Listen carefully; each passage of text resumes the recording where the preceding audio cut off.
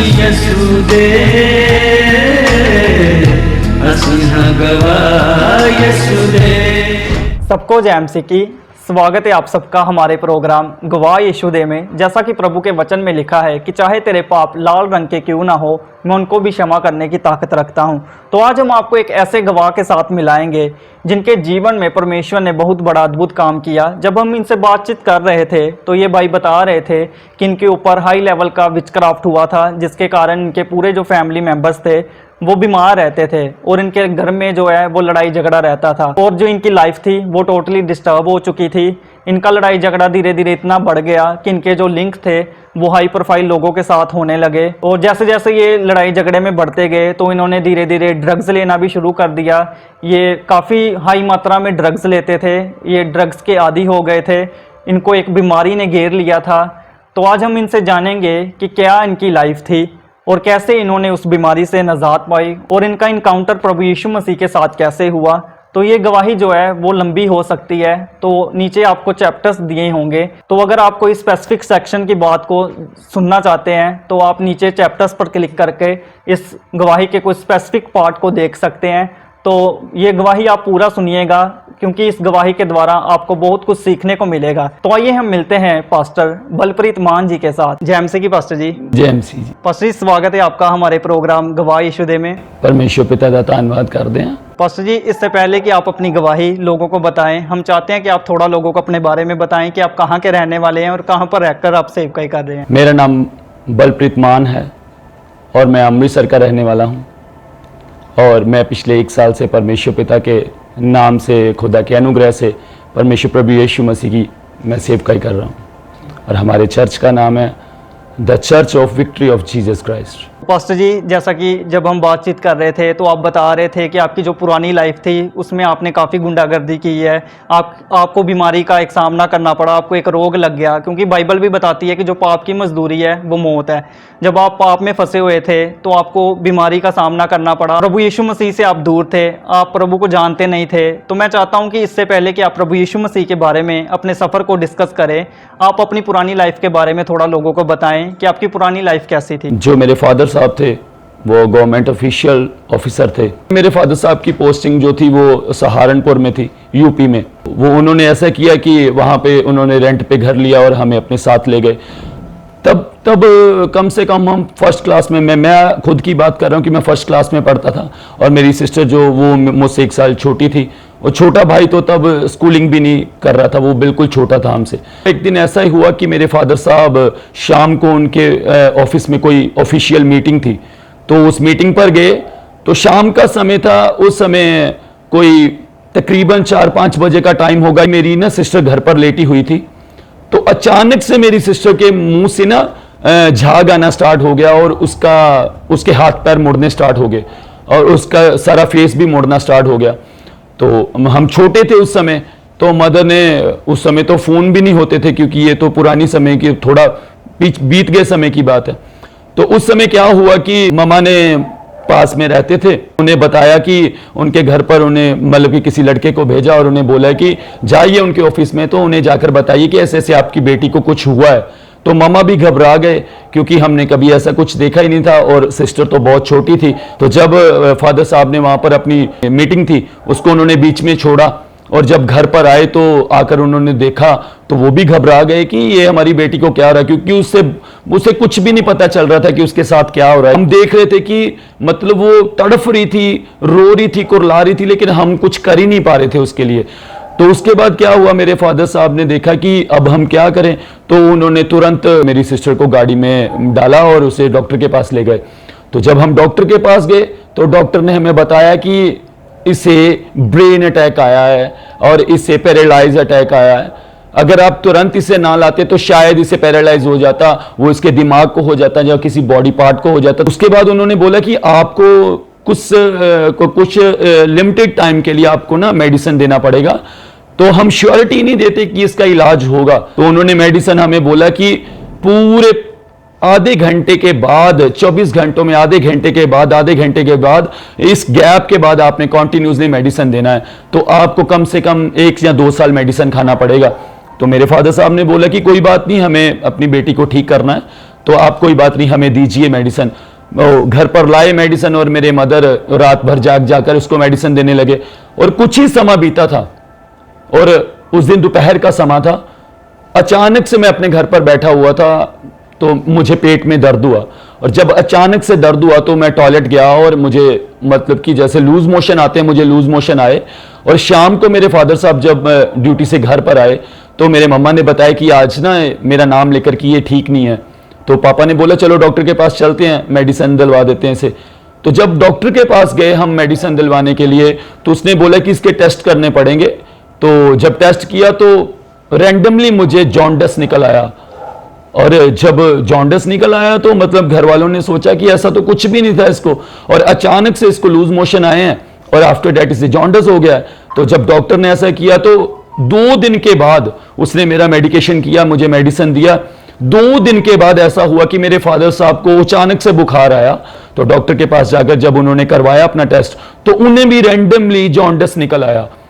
तो हम हैरान थे कि एक समय में इन तीनों जनों को ऐसे बीमार होना। फिर क्या होना लग गया कि जैसे जैसे जब विंटर्स आ जाती थी तो मुझे वो लूज मोशन की प्रॉब्लम थोड़ी कम हो जाती थी, और जब समर स्टार्ट होती थी तो मुझे वो लूज मोशन की दिक्कत वो कॉन्टिन्यूसली होती थी। जैसे एक दिन में 2 बार जाना, 3 बार जाना, ऐसे वो चलता ही गया, चलता ही गया, चलता ही गया, और काफी लॉन्ग पीरियड वो चलता रहा। और आफ्टर दैट हम वहां पर रहते थे, वहां पर हमें किसी ने बोला कि आपको ऐसा है कि आप मेडिसिन खाते हो और आपको जब इसका इलाज ही नहीं हो पा रहा तो आप एक ऐसा कीजिए, हम आपको एक बाबा के बारे में बताते हैं, आप उनके पास जाइए और वो आपको इसका इलाज बताएंगे कि कहीं ये किसी ने कोई जादू टोना तो नहीं किया हुआ, या कुछ किया कराया तो नहीं हुआ आपके ऊपर। तो मेरे फादर साहब थे वो बेचारे, उन्होंने सोचा कि ठीक है हम एक बार तो ऐसा करके देख लेते हैं, कि उन्होंने अपने बच्चे बचाने थे। देखिए जब एक माँ बाप के बच्चों के ऊपर पड़ी होती है ना, तो माँ बाप उसे बचाने के लिए किसी भी हद तक जा सकता है, ठीक है जी। तो उसके बाद मेरे फादर साहब ने भी वैसा ही किया, क्योंकि मेरे फादर साहब, हम 3 भाई बहन थे, और जब घर में 3 बंदे बीमार हों तो आप खुद सोच सकते हैं कि एक इंसान के ऊपर क्या बीतती है। तो हम ऐसे बाबाओं के पास जाने लगे और उन्होंने हमें बताया कि आपके ऊपर विच क्राफ्ट हुआ है, और वो भी हाईली तरीके का विच क्राफ्ट हुआ है। और विच क्राफ्ट तो इस चीज के लिए हुआ था कि इंसिडेंटली इनकी डेथ हो जाए, लेकिन खुदा ना खास्ता आपको भगवान ने बचा लिया और आप बच गए और आपको प्रॉब्लम ही हुई। तो उसके बाद हम उसके पास जाने लग गए। उसने जो भी हमें बोलना कि ये करो वो करो, ऐसा ऐसा जो भी वो अपने रिचुअल्स बताते हैं, तो हमने वो सब करने स्टार्ट कर दिए। और फिर हम वहां पर रहते गए, और ऐसे ही मतलब मुझे रिचुअल्स करने के बाद भी आराम नहीं आया, तो हम काफी लॉन्ग पीरियड वहां पर रहे। आफ्टर डैट क्योंकि हम पंजाब से थे तो हमने सोचा कि पापा की रिटायरमेंट हो जाएगी, तो हम यहाँ पर तो नहीं रह सकते, इसलिए फिर हमने अपना जो इरादा बनाया कि हम दोबारा पंजाब वापस जाएंगे और वहीं पर जाकर हम अपनी सेटलमेंट करेंगे। जब मैं 7th क्लास में हुआ तो अचानक से मुझे चिकन पॉक्स निकल आया। मैं रात में लेटा हुआ था और रात में मुझे चिकन पॉक्स निकला, और जब चिकन पॉक्स मेरी बॉडी पर निकला तो चिकन पॉक्स के ड्यूरेशन ही मुझे लूज मोशंस भी और क्वांटिटी में आने स्टार्ट हो गए। जैसे मैं एक दिन में 5 बार, 7 बार, 10 बार जाता था, और वो हुआ भी समर्स में था मुझे, तो उसकी वजह से मुझे बहुत दिक्कत आती थी। और जब मैं अपने बिस्तर पर लेटा हुआ रोता था कि इससे बढ़िया तो मैं मर जाऊं, क्योंकि मुझे ये बड़ी दिक्कत होती है, इरिटेशन होती है मुझे, क्योंकि मैं ठीक भी नहीं हो पा रहा था। और चिकन पॉक्स की मेडिसिन दिलवाते थे, रिचुअल्स करते थे, जो संसारिक रिचुअल्स थे वो सब करते थे, अन्य जगहों पर जाते थे कि यहाँ पर जाके ऐसा करवाओ ऐसा करवाओ, हम सब कुछ करते थे वहां पर जाकर, लेकिन फिर भी मुझे आराम नहीं आ रहा था। कुछ समय के बाद चिकन पॉक्स तो मेरा रिलीफ मुझे मिल गई, लेकिन वो जो लूज मोशन की मेरी प्रॉब्लम थी वो मुझे बिल्कुल भी रिलीफ नहीं मिल पा रही थी उससे। 8th क्लास तक जाते जाते मतलब मेरा शरीर जो था, मेरी बॉडी जो थी वो काफी वीक हो चुकी थी।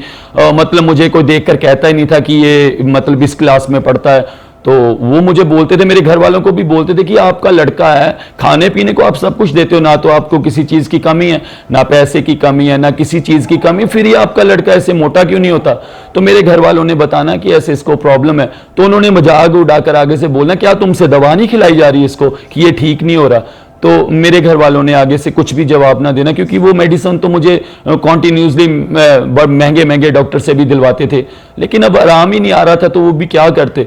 वो पैसा भी वेस्ट हो रहा था और टाइम भी वेस्ट हो रहा था, क्योंकि हमें पहले पता था कि हमारे ऊपर विचक्राफ्ट हुआ है, हाईली तरीके का विचक्राफ्ट हुआ है। तो जब हम उसका सोल्यूशन करने के लिए जाते थे, एक जगह से सोल्यूशन नहीं होता था, हम दूसरी जगह जाते थे, क्योंकि जब एक इंसान डूब रहा होता है ना, तो वो हाथ पैर जरूर मारता है कि मैं कहीं ना कहीं बच जाऊं। जो मेरी सिस्टर थी, उसने भी अपना रिचुअल्स करने, जैसे जैसे उसने बताना, उसने सारी सारी रात बैठकर जो भी पाठ करने, उसने वो सब कुछ करती थी। उसने बोला नहीं मैं ठीक हो जाऊंगी, लेकिन वो बेचारी फिर भी ठीक नहीं हो रही थी। मतलब मैं आपको सच बताता हूं कि जब वो लेटी होती थी ना रात में, तो हम सुबह उठते थे, उसके मुंह से ऑटोमेटिकली ब्लड, ऐसे मुंह से ब्लड गिरा होता था उसका, और बेड के ऊपर ब्लड गिरा होता था। और जब हम उसे उठाते थे, वो कहती थी कि मेरी बॉडी है, मुझे पता ही नहीं चल रहा कि मैं क्या करूं क्या ना करूं, मतलब मेरी बॉडी में बिल्कुल भी जान ही नहीं बची। उसने मेरे मम्मी को बोलना कि इससे बढ़िया तो मैं खुद को मार ही लूं, क्योंकि मैं जीना नहीं चाहती, एक बड़ी गंदी जिंदगी है। और अचानक से ही उसका सांस रुक जाना, उसने जैसे भाग कर जाना, और जब उसका सांस रुकने लगना, उसने भाग कर जाना वॉश बेसिन पर जाकर, उसने पानी पीना स्टार्ट कर देना कि मुझे सांस आ जाए, सांस आ जाए। लेकिन हम अपनी आंखों से देखते थे 10-10 मिनट मेरी जो सिस्टर थी उसका सांस रुकता था, और हम डॉक्टर्स के पास जाते थे तो डॉक्टर्स बोलते थे कि इसमें कोई प्रॉब्लम है ही नहीं, कोई डायग्नोज ही नहीं हो रही प्रॉब्लम, तो हम बताइए किस चीज का हल करें इसका। तो हम उसे बताते थे कि उसके मुंह से ब्लड आ रहा है, तो वो बोल रहा था कि कोई उसके बीच में जो डिसीज है वो कोई हमें मिले, हम डायग्नोज करें तो उसका इलाज करेंगे। अब इसका कोई इलाज है ही नहीं, क्योंकि कोई डिसीज है ही नहीं उसकी बॉडी में। तो जब ये डॉक्टर बोलते थे, देखिए एक संसारिक इंसान की सबसे बड़ी आशा, जो अंतिम आशा है, वो डॉक्टर होती है कि मैं डॉक्टर के पास जाऊंगा और बच जाऊंगा, लेकिन हमारी तो वो आशा भी टूट चुकी थी। तो पास्टर जी, जैसा कि आपने अभी बताया कि आपकी फैमिली पे काफ़ी विचक्राफ्ट हो गए थे, मैं चाहता हूं कि आप अपनी पर्सनल लाइफ के बारे में भी थोड़ा बताएं, क्योंकि आप बता रहे थे कि आपने सुसाइड करने की भी काफ़ी बार ट्राई की है, आप उसके बारे में थोड़ा बताएं। तो जब मैं +1 में हुआ, तो +1 में मैंने, हमारे अमृतसर में एक बहुत बड़ा एजुकेशनल हब है, मैंने अपने घर वालों को बोला कि मैंने नॉन मेडिकल रखना है, तो मुझे आप वहाँ पर ट्यूशन्स मुझे रखवा दीजिए। तो मेरे फादर साहब ने बोला डोंट वरी, हम तेरी ट्यूशन वहाँ पर रखवाएंगे। जब मैं वहाँ पर ट्यूशन पर गया, तो उस जगह पर मेरे साथ जो लड़के पढ़ते थे वो मतलब रिचेस्ट फैमिली के पढ़ते थे। तो जब मैं उनकी सोसाइटी में बैठा, वहाँ पर जैसे ग्रुप बन गए हमारे, और हमने शाम को जब हमारी ट्यूशन खत्म होनी तो हमने वहीं पर ये गेड़ियां लगानी स्टार्ट कर देनी, जैसे बाइक लेनी, इधर उधर जाना स्टार्ट कर देना हमने। और ऐसे ही चलते चलते छोटे छोटे झगड़े होने स्टार्ट हुए, जैसे दो ग्रुप आपस में लड़ गए और उन्होंने हमें कॉल किया, हम उनके बीच में इन्वॉल्व हो गए, और वो ग्रुप जो था वो एक ग्रुपिज्म की लड़ाई बन चुकी थी, मतलब ऐसे बन जाती थी। तब जवानी थी और हम भी भागे जाते थे, अरे भाई तुम्हें ऐसे किसने कैसे कह दिया। जब हम जाते थे वहां पर, ऐसे ही करते करते एक दिन लड़ाई हुई, और वो लड़ाई इस हद तक पहुंची कि हमें पुलिस वाले उठाकर ले गए, चौकी में उठाकर ले गए, क्योंकि हमने किसी की गाड़ी का नुकसान कर दिया था। तो जब हमने वो नुकसान किया, तो जब हमें वो वहां पर उठाकर ले गए, तो अब हमें छुड़ाने वाला तो कोई नहीं था, तो वो बोलने लगे कि तुम कहाँ के हो, हमने नहीं बताया। तो हमारे साथ एक लड़का था, उसके चाचू जो थे वो मतलब उस लेवल तक अप्रोच रखते थे, और उन्होंने हमें शाम को छुड़ा लिया। और जब उन्होंने हमें छुड़ाया तो हमारे दिमाग से डर निकल गया। हमने सोचा कि अगर आज वो छुड़ा सकते हैं, कल भी हमें छुड़ा सकते हैं। तो फिर वो लड़ाइयाँ और बदतर होती गई। एक दिन मैं बहुत दुखी था, घर वालों के साथ मेरा झगड़ा हुआ था, तो मैंने सोचा था कि आज मैं अपने आप को ख़त्म कर लूँगा। और मैं एक जगह पर गया, मुझे एक लड़का था मेरा फ्रेंड, वो लेकर गया मुझे किसी के ऑफिस में, और हम उस ऑफिस में बैठे थे। तो उसने बोला कि आज तू इतना परेशान क्यों है। तो मैंने उसे बोला कि ऐसे ऐसे मेरा घर वालों के साथ झगड़ा हुआ है। तो बोलने लगा कि ड्रिंक करेगा। तो मैंने बोला नहीं, ड्रिंक नहीं करनी आज, क्योंकि घर वालों को पता चल जाएगा, उन्हें मुंह से स्मेल आ जाती है। तो कहता फिर एक और चीज बताऊं तुझे। मैंने बोला हाँ बता। कहता उसकी स्मेल नहीं आएगी, लेकिन तेरी सारी टेंशन्स दूर हो जाएंगी। मैं क्या ठीक है, मुझे बता वो क्या चीज़ है। तो उसने मुझे बोला कि चल इधर आ मेरे साथ। वो दूसरी मुझे जगह पर लेकर गया, और उसने एक फॉइल पेपर लिया और उसके ऊपर उसने ड्रग डाला। और जब ड्रग डाला उसने, तो मेरे को बोलने लगा कि ये पाइप ले, इसको तू स्नॉट कर, मतलब इसे मुंह से खींच। तो मुझे वो खींचना नहीं आता था, लेकिन मैंने मतलब कोशिश की उसे खींचने की, और कम से कम वो आधा धुआं तो बाहर रह गया, आधे से कम धुआं मेरे अंदर गया। और जब अंदर गया तो उसने मेरा दिमाग हिला दिया, और कुछ समय के लिए मुझे वो टेंशन भूल ही गई कि मैं घर पे झगड़ा था, मेरी घर पे लड़ाई हुई थी, ऐसा भूल ही गया मुझे। तो मैंने उसे आकर बोला कि भाई ये तो बहुत बढ़िया चीज़ है, मतलब कि तूने मुझे दी है, तो ये ना तो इसके साथ मुंह से स्मेल आती है और ना ही कोई दिक्कत होती है। तो उसने बोला कि चल कोई बात नहीं, तू मेरे पास आ जाकर, रोज आया अगर, और मैं तुझे दूंगा ये। मैंने बोला ठीक है। मैंने रोज अपनी बाइक उठानी, उसके पास चला जाना, और उसने कॉन्टिन्यूसली रोज अपने पैसों से मुझे ड्रग्स देनी स्टार्ट कर दी। और मैंने भी आज थोड़ा, कल थोड़ा ज़्यादा, फिर परसों थोड़ा ज़्यादा, ऐसे करते करते मेरा जो सिस्टम था वो बढ़ गया। और जब वो बढ़ गया था तो उसके बाद ना एक हफ्ता हुआ, मैंने उसे जाकर बोला कि भाई मुझे तू मतलब वो चीज़ दे, क्योंकि मेरी बॉडी में ना दर्द हो रही थी, मुझे इरिटेशन फील हो रही थी, मेरा मन नहीं लग रहा था घर पर। तो उस समय मुझे नहीं पता था कि इसका कुछ साइड इफेक्ट भी होता है। तो मैंने उसे जाकर बोला कि भाई मुझे वो चीज़ दे। तो उसने बोला कि आज मैं नहीं दूंगा, ना तो मेरे पास पैसे हैं, अगर तुझे चाहिए तो पैसे ला, मैं तुझे दिलवा दूंगा, लेकिन मेरे पास आज नहीं है। उस दिन मेरा बहुत बुरा हाल था। मैंने फर्स्ट टाइम अपने घर पर आकर झूठ बोला और पैसे लिए, और जाकर पैसे उसे दिए कि मुझे वो चीज़ लेकर दे दे तू। जब उसने लेकर दी, वो पहला दिन था जिस दिन मैंने अपनी जेब से पैसे खर्च के नशा किया था, वो भी ड्रग्स का नशा। और जब ऐसे ही वो, आपको पता, जब एक इंसान उसकी एडिक्शन में आता है तो वो धीरे धीरे बढ़ना स्टार्ट हो जाता है।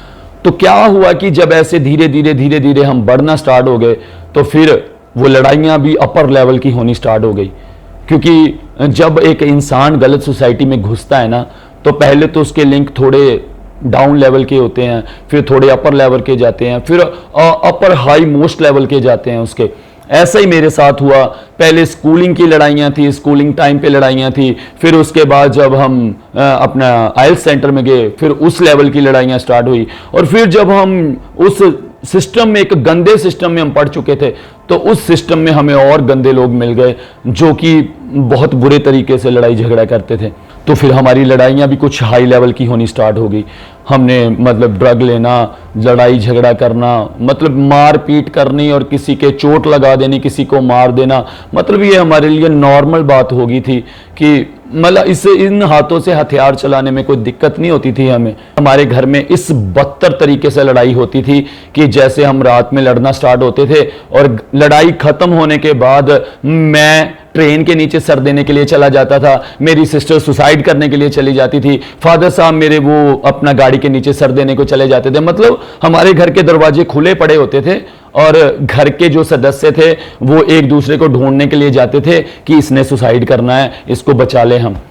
और उन दिनों में हमें सबने छोड़ दिया था, ना तो कोई रिलेटिव था, ना ही कोई हमारी बात पूछता था और ना ही कोई हमारे पास आता था। वो सोचते थे अरे भाई इनका रोज का ये काम है, तो हम क्या करें इनका, हम कुछ नहीं कर सकते। और उन दिनों में हम अकेले पड़ चुके थे। आज तक मैंने 3 बार सुसाइड अटेम्प्ट किए। फर्स्ट ऑफ ऑल मैं पटरी के नीचे सर देने के लिए गया। जब मैं पटरी के नीचे सर देने के लिए गया हूं, उसके ट्रेन के नीचे, और मैं पटरी के ऊपर लेट गया था एक बार पूरा ऐसे, मैंने अपनी आंखों को बंद कर दिया और मैंने बोला कि भगवान अब मैं तेरे पास आना चाहता हूं। और ट्रेन थोड़ी दूर थी, मैं आज तक नहीं जानता कि वो ट्रेन मेरे ऊपर से कैसे निकली और मैं कैसे बच गया, ये मैं नहीं जानता। जब मेरी आंखें खुली तो मुझे लड़कों ने पीछे बिठाया हुआ था ट्रेन से, उसे लाइन से। तो उन्होंने मुझे बोला तू पागल है, तू सुसाइड करने के लिए आया? तो मैंने उसे बोला मैं जीना नहीं चाहता, क्योंकि मेरी घर वालों के साथ बनती नहीं, वो मुझे बहुत गलत बोलते हैं। तो ऐसे उसके बाद फिर मैंने एक बार मतलब अपनी फांसी लगाने की कोशिश की और फांसी लगा भी ली थी मैंने अपने पंखे से। और जो घर में वो होती हैं दुपट्टे होते हैं, मैंने दुपट्टों को बांध के मतलब फांसी लगाई। और जैसे ही मतलब वो दुपट्टे खुल भी नहीं पाते, और जब भी मैंने लगाई तो वो दुपट्टा अचानक से खुल के और वो नीचे गिर गया, जैसे टूट गया, बीच में से फट गया वो। तो मैं नीचे गिर गया। उसके बाद एक बार मैंने मतलब ऐसे जब लड़ाई होती थी तो एक बार मैंने वो ब्लैक पॉइजन वाली फेनाइल होती है ना, वो मैंने पूरी की पूरी पी ली। तो डॉक्टर के पास गए, मैं जाता ही नहीं था डॉक्टर के पास, लेकिन घर वाले जबरदस्ती लेके गए। अब कौन माँ बाप है जो अपने बच्चों को ऐसे मरता हुआ देखता है अपनी आंखों के सामने। तो मुझे हॉस्पिटल लेके गए और डॉक्टरों ने बोला कि इसने जो किया ये गलत किया है, तो आप इसने क्या किया हमें बताओ। तो मेरे फादर साहब ने बोला कि इसने ऐसे ऐसे ये कर दिया है। तो उन्होंने बोला कि हम इसका इलाज तो ज़रूर करेंगे, लेकिन इसका कुछ भी साइड इफ़ेक्ट इसके अंदर हुआ होगा तो हम उसकी जिम्मेवारी नहीं लेते। और ऐसा ही हुआ, उन्होंने मेरा इलाज तो किया, मेरे नाक में पाइप डाला और उन्होंने सारा बाहर निकाल दिया, लेकिन उसके पीने से मेरे अंदर पॉइजन फैल चुका था और मेरी लार्ज इंटेस्टाइन में, मेरे स्टमक में सारे के सारे अल्सर्स हो चुके थे। और मैं कुछ भी, मतलब उन्होंने बोला था कि अब ये आसानी से कुछ खा पी नहीं पाएगा। तो क्या हुआ कि जब मैं, मतलब वो अल्सर्स तो हो गए थे, मुझे हॉस्पिटल से छुट्टी मिली और उन अल्सर्स के बावजूद भी मैं घर पर आकर फिर ड्रग्स लेना स्टार्ट कर गया और ड्रग्स लेता गया। मतलब इस हद तक मैं बढ़ गया था कि मैं इंजेक्ट करने लग गया था मैंने सुबह उठना और ड्रग्स का इंजेक्शन लगाना, दोपहर में, फिर मैंने शाम में, रात में, मतलब मैं बेड से उठते समय और बेड पर लेटते समय सिर्फ ड्रग पर ही जिंदा रहता था। क्योंकि अल्सर होने के बाद मेरे पेट से मुझे लूज मोशन जो थे ना वो और ज़्यादा आने स्टार्ट हो गए थे, क्योंकि मुझे ना पानी भी नहीं पचता था अच्छी तरह से, और जब पानी नहीं मुझे पचता था अच्छी तरह से तो मुझे लूज मोशन आती थी। उसे रोकने के लिए मैं ड्रग्स लेता था कि मैं ड्रग्स ले लूँगा, मुझे लूज मोशन नहीं आएगी, मेरे वो पेन होती है वो पेन नहीं होगी। और जब मुझे जैसे उसका नशा उतरना, वो मुझे फिर पेन होना स्टार्ट होना, तो मेरे टॉयलेट वाली जगह पर पेन होता था, उसमें रेक्टम एरिया में। तो जब मेरे दोबारा से वो दर्द होनी स्टार्ट होनी, मैंने फिर से इंजेक्ट करना कि मुझे दर्द नहीं होगी, तो मुझे रिलीफ मिलते रहना। लेकिन उसके साथ साथ क्या हुआ कि मेरे टॉयलेट पार्ट से ब्लीडिंग होनी स्टार्ट हो गई थी और मैंने उसे नज़रअंदाज किया, क्योंकि अब मैं नहीं जानता था, नशे में कोई भी इंसान नहीं ये समझ पाता कि ये क्यों हो रहा है। और वो ब्लीडिंग होनी स्टार्ट हो गई। फिर मुझे किसी ने बोला कि आप इस जगह पर जाओ, इतने दिन आप सेवा करो तो आप ठीक हो जाओगे। ठीक है जी, मैं उस जगह पर गया और वहाँ पर मैं जाकर वहाँ पर सेवा भी की, उस जगह पर मैं रहा भी उस जगह पर, तो मुझे कोई आराम नहीं मिला, मतलब वहाँ से। तो मैंने ये इसलिए भी रहा था कि मेरा और भी परिवार जो घर में दिक्कतें हैं वो बच जाए, लेकिन कुछ भी फ़र्क नहीं पड़ा वहाँ से। और वहाँ से फिर मैं अपने घर पर आया, और जब घर पर आया मैं, तो ये कंडीशन और बदतर होती गई और लड़ाइयाँ झगड़े भी इस लेवल के होने स्टार्ट हो गए थे कि हम 2-2, 3-3 दिन घर पर ही नहीं आते थे। ठीक है, हथियारों से लड़ाइयाँ करनी, मतलब वो मैं आपको कैसे बताऊं कि वो एक, मैं उस समय को याद कर अब भी मेरे ना, मतलब गूज बम्स खड़े हो जाते हैं कि मैं वो उन दिनों में ये काम करता था, किसी को चोट पहुंचाना, किसी को मारना, किसी को पीटना। मतलब ये मेरे लिए एक ना नॉर्मल लाइफ बन गई थी, एज ए रेगुलर लाइफ ये मेरी बन चुकी थी और मेरी लाइफ का ये हिस्सा बन चुका था। तो उसके बाद क्या हुआ कि ऐसे मेरे सिस्टर थे और उनके साथ भी, मतलब जो वो अटैक्स थे वो बढ़ते गए और हम उन्हें भी बड़ी जगहों पर लेके गए। ऐसा ही करते हमने अपनी लाइफ में टोटली 160 जगहों पर गए, हम 160 जगहों पर, तो हमें फिर भी कोई रिलीफ नहीं मिला।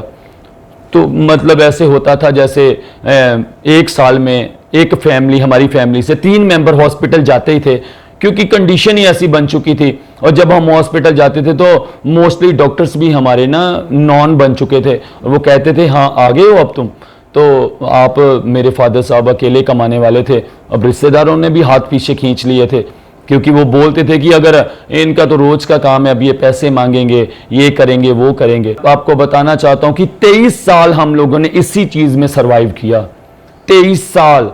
और वो कहने के लिए आसान है 23 साल, लेकिन हम जानते हैं वो 23 साल कैसे निकले थे।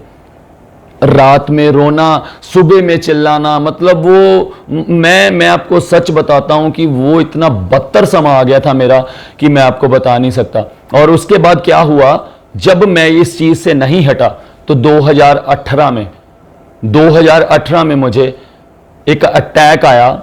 जैसे मैं अपने घर पर लेटा था, एक बीती शाम थी, जैसे दिसंबर का महीना था, तो लास्ट डे था, अगले साल नया साल जो था वो बिगनिंग थी उसकी, तो वो अगले साल वो नया साल स्टार्ट होना था। तो मैंने क्या किया कि ऐसे मैं अपने फ्रेंड के घर पर गया और मैं चलकर गया उसके घर पर, तो रास्ते में आते आते मेरे ना पैर को स्लिप हुआ और मेरा पैर थोड़ा सा मुड़ गया, और मुड़ने के बाद मैं घर पर चलकर आया। और जब मैं सुबह रात में लेट गया और सुबह उठा तो मेरी ये जो लेग थी मेरी, ये बिल्कुल भी काम नहीं कर रही थी। मैंने अपने मम्मा को आवाज़ लगाई कि मम्मा मेरी ये लेग काम नहीं कर रही बिल्कुल भी।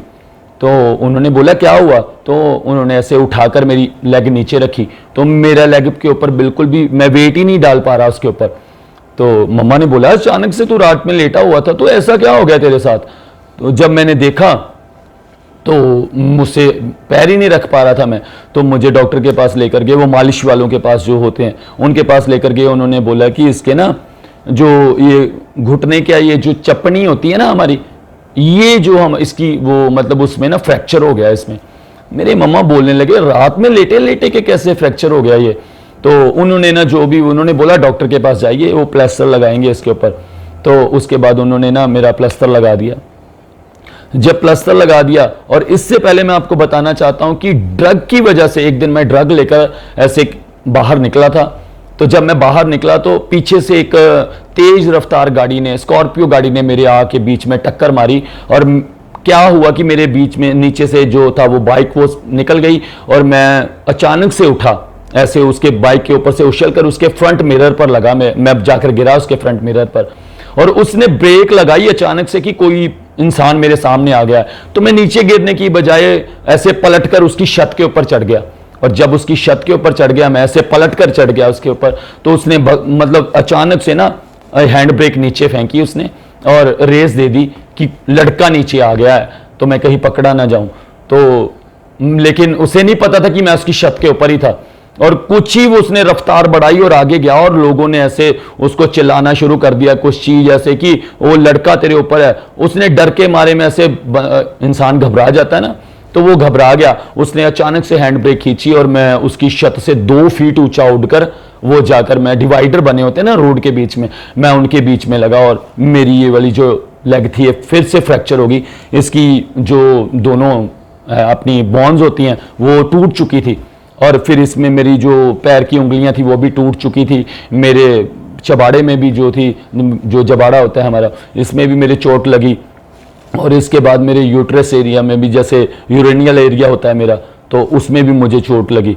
तो मुझे डॉक्टर के पास लेकर गए, तो डॉक्टरों ने बोला कि ये बच नहीं सकता क्योंकि इसका ब्लड बहुत निकल गया है, कि हम इसको हाथ नहीं डालेंगे। मेरे फादर साहब ने बोला कि कोई बात नहीं, आप हाथ तो डालिए। तो उन्होंने साइन करवा ली कि अगर तो देखिए इसका इलाज हुआ तो फिर तो हम करते हैं, अगर ये बच गया तो आपका, अगर ना बचा तो भी आपका, हम इसके जिम्मेवार नहीं हैं।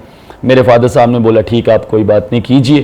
तो ऐसे ही मेरे ये जो लेग थी इसमें रॉड पड़ी, फिर मेरे पैर पर भी रॉड पड़ी, और उसमें वो ऐसे मैं 1.5 साल बेड पर रहा तब। और उठने के बाद फिर नशा करना स्टार्ट कर दिया।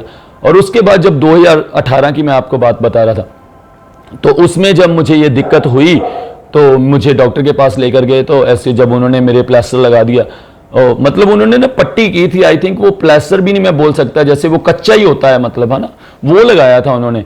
तो उन दिनों में मुझे बुखार चढ़ना स्टार्ट हो गया, मुझे हाईली फीवर होता था, जैसे 102, 103, 101, और अचानक से जैसे वो मुझे ना मतलब वो गिर भी जाता था बिल्कुल, और नॉर्मल भी हो जाता था। और मुझे अचानक से मुझे जैसे मैं कह लूँ कि मुझे मतलब ऐसे ना उसके साथ वो शिवरिंग होती थी, मुझे शिवरिंग होने के बाद वो फीवर चढ़ जाता था, और ऐसे शिवरिंग होकर वो उतर जाता था। और जब वो चढ़ता था तब मुझे बहुत ज़्यादा ठंड लगती थी, और जब वो उतर जाता था तो मुझे गर्मी लगती थी। और वो समा जनवरी में आप जानते कितनी ठंड होती है। तो मैंने ऐसे ही जब मुझे ठंड लगनी, मैंने ऊपर अपनी रजाई ले लेनी, जब मुझे वो पसीना आकर दोबारा से फीवर उतरना तो मैंने रजाई उतार देनी।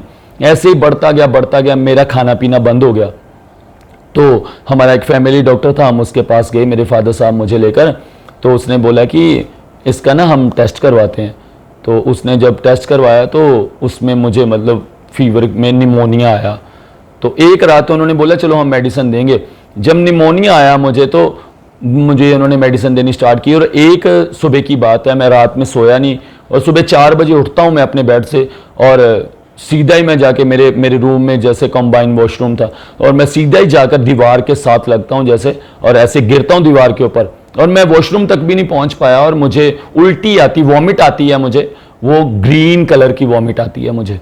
और जब ग्रीन कलर की वॉमिट आती है मुझे तो मैं मतलब परेशान हो जाता हूँ, ये क्या हुआ मेरे साथ। मैं सुबह बताता हूँ अपनी मम्मी को कि मम्मी ऐसे ऐसे मुझे ना वॉमिट आई थी। तो उन्होंने पापा से डिस्कस किया, और जब किया तो मुझे ना उसी समय फीवर भी होना स्टार्ट हो गया। मुझे डॉक्टर के पास लेकर गए, डॉक्टर बोला कि नहीं इसकी कंडीशन बहुत ख़राब है, इसको आप हॉस्पिटल ले जाइए, इमरजेंसी में लेकर जाइए। जब उन्होंने मुझे हॉस्पिटल में एडमिट किया तो जाकर क्या पता चला इसको निमोनिया है, और इसके लंग्स में ना एक पानी भर चुका है और इसके लंग्स बिल्कुल काले हो चुके हैं, बिल्कुल काले हो चुके हैं। और उसके बाद क्या हुआ कि उन्होंने मेरा जब ब्लड चेक किया तो वो सिर्फ 6 ग्राम रह गया था, 6 ग्राम सिर्फ मेरे अंदर ब्लड था।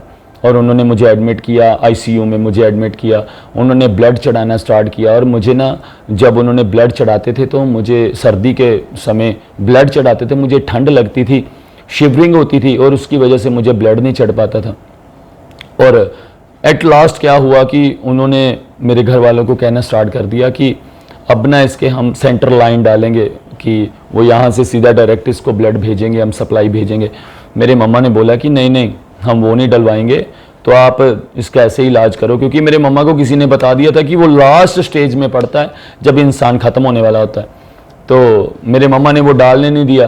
तो डॉक्टर ना मतलब बोलने लगे कि चलो ठीक है, जैसे आप बोलते हो वैसे करते हैं, लेकिन मतलब आपके करने से हम श्योरिटी नहीं देते ये बचेगा कि नहीं बचेगा। तो मेरे मम्मा ने बोला ठीक है आप कीजिए।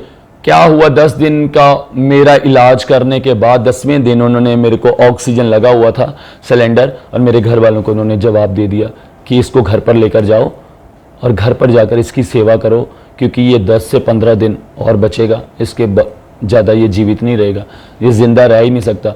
मेरे घर वालों ने उन दिनों में कोई जगह नहीं छोड़ी, जो इस संसार की जगहें हैं, जो भी एक धार्मिक स्थान इस दुनिया के लोग पूछते हैं, मेरे परिवार वालों ने एक एक जगह पर जाकर घुटने टेके, माथे टेके, लेकिन डॉक्टर्स ने मुझे जवाब दे दिया था। और जिस जगह पर जाते थे वहाँ पर जो भी इंसान बैठता था वो सीधा ही बोलता था कि इसकी मोहलत पूरी हो चुकी है, अभी ये नहीं बचेगा। तो मेरा भाई जो वो चंडीगढ़ में था, वो चंडीगढ़ में रहता था तब, तो स्कूलिंग करता था वो एक्टिंग की। तो उसको मेरे फादर ने बोला कि ऐसे ऐसे तू वापस आ जा कि तेरे भाई की कंडीशन बहुत ख़राब है। तो उन्होंने बोला था कि तुम इसको पीजीआई में ले जाओ, अगर पीजीआई वाले हाथ डालेंगे तो ठीक है, वरना एम्स लास्ट है, एम्स में ले जाओ। तो मेरे घर वालों ने बोला ठीक है हम ले जाएंगे। तो नीचे जब ऐसे खड़े हुए थे रोड के ऊपर, तो भाई भी रोने लग गया, मेरी बहन भी रोने लगी, मेरे मम्मा भी रोने लगे। और उन्होंने बोला कि जितना हमारे पास है वो सब बिक जाए, लेकिन हमारा लड़का बचना चाहिए, क्योंकि मैं घर में सबसे बड़ा था। और आज वो मेरे भाई बहन मुझे बताते हैं कि उस समय में वो बोलते थे कि हमें ना इस संसार में अंधेरा दिखता था कि हम कहाँ जाए, क्या करें, कि हमारे हाथ से इतना बड़ा हमने किया। मेरे मम्मा कहते थे कि मैंने इतना बड़ा तुझे किया और तुझे पाला पोसा, अपनी आंखों के सामने तुझे रखा, और मतलब आज अचानक से तुझे, मतलब मैं कैसे खो सकती हूँ तुझे। मतलब मेरे मम्मी आज जब बताते हैं तो मेरी आंखों से आंसू नहीं रुकते, क्योंकि मैं जानता हूँ मेरे घर वालों ने मेरे लिए, हमारे लिए कितने सेक्रीफाइस दिए, और हर हद तक उन्होंने सेक्रीफाइस दिए। और जब वो उनको कोई उनकी होप टूट रही थी तो वो मतलब होपलेस हो चुके थे, और उन्होंने मतलब कोशिश की, हमने मतलब अप्रोच करने की डॉक्टर से, लेकिन डॉक्टर्स ने एंड लास्ट में रात के 12 बजे मेरे फादर साहब को बोल दिया कि ऑक्सीजन सिलेंडर ले जाओ, हम आपको यहाँ नहीं रख सकते। और मेरे फादर साहब ने बोला एम्बुलेंस दे दो, कहते हम अपनी एम्बुलेंस भी नहीं दे सकते, अगर इसको रास्ते में कुछ हो गया तो वो ब्लेम हमारे ऊपर आएगा। अब सच मानोगे, उन्होंने उस समय ऑक्सीजन का सिलेंडर लगा हुआ था और मुझे स्ट्रेचर पर वैसे ही बाहर फेंक दिया था अपने हॉस्पिटल से कि हम इसको संभाल नहीं सकते। मेरे फादर साहब भी वहां पर रोने लग गए और मेरे मम्मा भी रोने लगे, मेरा भाई मेरे बहन वो रोने लग गए, और रोते रोते मतलब वो कह रहे हैं कि हम क्या करें, हम क्या करें, हमें समझ नहीं आ रही। और उसी समय में मतलब कि मैं उस दिन की बात है जब मुझे जवाब मिला था। उस दिन की बात है कि मेरे जो मामा जी थे उनके साथ उनके साथ ना मतलब कुलीग थे उनके, वो जीसस क्राइस्ट को मानते थे, और उन्होंने बोला कि तुमने इतनी जगहों पर जाकर ऐसे दुआ प्रार्थना की हैं, माथे टेके हैं, सब कुछ किया है तुमने, तो क्यों ना तुम उनसे भी दुआ करवा कर देख लो। तो मेरे फादर साहब ने बोला चलो ठीक है, एक बार हम दुआ तो करवा कर देख लेते, कोई बात नहीं। उन्होंने जब मेरे ऊपर मतलब ऐसे उन्होंने मेरे ऊपर प्रार्थना की, और प्रार्थना करने के बाद जो मैंने अभी आपको ये सिस्टम बताया है ना कि मुझे ऐसे हॉस्पिटल से बाहर फेंक दिया था उन्होंने, वो प्रार्थना उस दिन सुबह की थी और रात में मुझे जवाब मिल गया था। और मतलब उन्होंने जब दे दिया, फिर मेरे मम्मा ने अपने ब्रदर को कॉल किया तो वो कज़न थे, उनके कज़न ब्रदर थे, उन्हें कॉल किया कि ऐसे ऐसे वो उन दिनों में डॉक्टर के साथ जॉब करते थे वो, तो उन्होंने बोला कि आप दीदी टेंशन मत लीजिए, हम इन्हें अपने हॉस्पिटल में ले जाते हैं, ऐसी कौन सी बात है कि डॉक्टर्स बचा नहीं सकते। तो उन्होंने अपने हॉस्पिटल से रात में एम्बुलेंस बुलवाई और मुझे अपने हॉस्पिटल में शिफ्ट किया। और जब हॉस्पिटल में शिफ्ट किया तो उन्होंने जाकर देखा कि इसकी कंडीशन बहुत बदतर हो चुकी है। पहले तो उन्होंने भी मतलब हाथ डालने से मुझे मना कर दिया कि हम इसे हाथ नहीं डाल सकते, लेकिन फिर मामा जी ने मेरे ने जाकर उन्हें बोला कि कोई बात नहीं, आप कीजिए, बच गया तो ठीक है, नहीं बच गया तो फिर भी ठीक है, लेकिन हम अपनी होप तो नहीं ना छोड़ सकते। तो डॉक्टर्स ने एग्री हो गए डॉक्टर, तो उन्होंने बोला कि ठीक है आप लाइए इन्हें और एडमिट कीजिए। और उन्होंने एडमिट किया मुझे, और मुझे मतलब 10 दिनों में मेरी रिकवरी होगी। जिस डॉक्टर्स ने मुझे मना किया था 10 दिनों में मेरी रिकवरी हो गई, और 13 दिन के बाद मुझे छुट्टी मिली।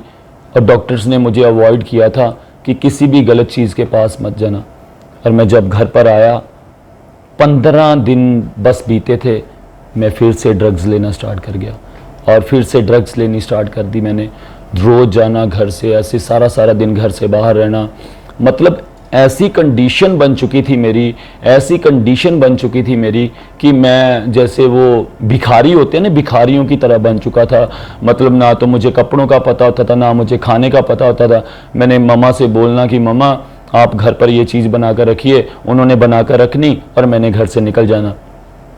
और यही ऐसे मेरी सिस्टर को भी दिक्कत बढ़ती गई, उसका भी सांस रुकना और ज़्यादा स्टार्ट हो गया।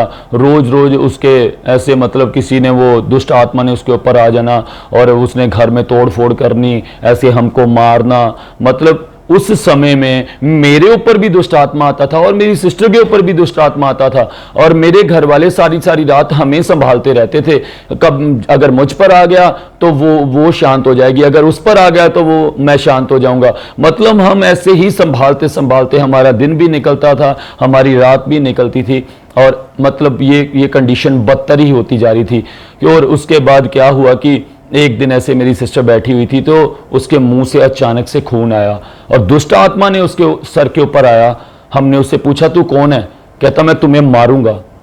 तो मेरे मम्मी ने बोला किससे मारेगा? तो मेरे फादर साहब ने बोला वो दलेर है शुरू से ही। तो उन्होंने बोला कि तू किससे मारेगा?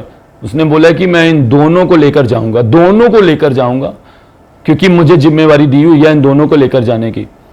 तो मेरे फादर साहब ने बोला कि नहीं, तू इन्हें लेकर नहीं जा सकता, ये मैं तुझे श्योरिटी देता हूं। मुझे नहीं पता उन्होंने क्यों श्योरिटी दी, लेकिन मैं ये जानता हूं कि मेरे फादर साहब शुरू से ही राइचियसनेस के साथ जुड़े हुए थे। वो धार्मिकता करते थे अपनी, वो पूरी अच्छी तरह से धार्मिकता करते थे वो। जैसे सुबह उन्होंने जाना और फिर उन्होंने वो सब पाठ वगैरह करना, ठीक है। और उससे वैसे जब मैं गलत काम तो करता था, लेकिन इसके साथ साथ मैं धार्मिकता भी करता था। मैं अपने धार्मिक स्थल पर जाता था, वहाँ पर जाकर सेवा करता था, और फिर मैंने मतलब सारी रात वहाँ पर सेवा भी करनी। और ऐसे भी जगह थी जहाँ पर मैं जाकर बैठ जाता था सारा दिन। कुछ वहाँ पर स्पेशली पाठ होते थे, मैं उन्हें अटेंड करता था, लेकिन मुझसे बैठा नहीं जाता था क्योंकि मैं नशा भी करता था। मुझे प्रॉब्लम भी होती थी क्योंकि मेरे टॉयलेट वाली जगह से ब्लड आने के कारण कॉन्टीन्यूसली मेरे वो जो वाउंड थे, जो जख्म थे, वो बढ़ चुके थे। और ऐसी कंडीशन मेरी हो गई कि नशा मैंने बंद नहीं किया, लेकिन एक समय ऐसा आया कि मुझे एक दिन में 70 से 80 बार टॉयलेट आती थी, 70 से 80 बार टॉयलेट। मतलब मैं जैसे उठता था अपने बेड से और बेड से वॉशरूम तक जाता था, वॉशरूम में टॉयलेट करता था। मतलब टॉयलेट नहीं आता था मुझे सिर्फ ब्लड आता था अंदर से। और मुझे ना जैसे वो हम कहते हैं जैसे रेशा टाइप, बलगम टाइप आती थी मुझे, बस वही आता था। और मैं हाथ धोने लगता था, अभी हाथ भी नहीं धोता था मैं, और फिर से मुझे प्रेशर पड़ जाता था। मतलब मेरी ऐसी कंडीशन हो गई थी कि मुझसे उठकर वीकनेस के कारण मैं डॉक्टर्स के पास जाता था। डॉक्टर्स कहते थे कि तेरा अब कुछ इलाज नहीं हो सकता, तेरी जो बड़ी इंटेस्टाइन है ना उसको रिमूव करना पड़ेगा, उसको निकालना पड़ेगा, और तेरे इस जगह पर तेरे एक डिब्बी डलेगी, उसमें तेरा स्टूल पास होगा और ये लाइफ टाइम तेरे साथ रहेगा। और हम नहीं जानते कि कब तक रहेगा, लेकिन एंड लास्ट में तुझे कैंसर होगा और तू इस दुनिया से चला जाएगा। क्योंकि इसका इलाज, जो बीमारी तुझे हो गई है, इस बीमारी का इलाज था अल्सरेटिव कोलाइटिस। और इस बीमारी का इलाज चाहे मैं करोड़ों रुपए खर्च लेता, जो मर्जी कर लेता, लेकिन मेडिकल साइंस में इसका इलाज है ही नहीं। हाँ, इसके सिम्टम्स कम हो जाते हैं लेकिन इसका इलाज नहीं होता। तो मतलब जब ये कंडीशन हुई तो मैं आपको सच बताता हूँ कि जैसे एक घर में सोफ़ा होता है, मैं उस सोफे के ऊपर बस एक ही पोजीशन में बैठा रहता था। और वो पोजीशन थी ऐसे, मैंने अपनी दोनों टांगे ये वाली अपनी ऐसे ऊपर उठानी और इसके साथ मैंने अपना मतलब पीछे से मैंने अपना कमर लगा लेनी, मैंने इनको उठा के मैंने अपनी ऐसे ये चेस्ट के साथ लगा लेनी, क्योंकि मैं और ऐसे टेढ़ा होकर मैं बैठ जाता था, क्योंकि जब नीचे मेरे जख्म थे वो जख्म बहुत दर्द होते थे।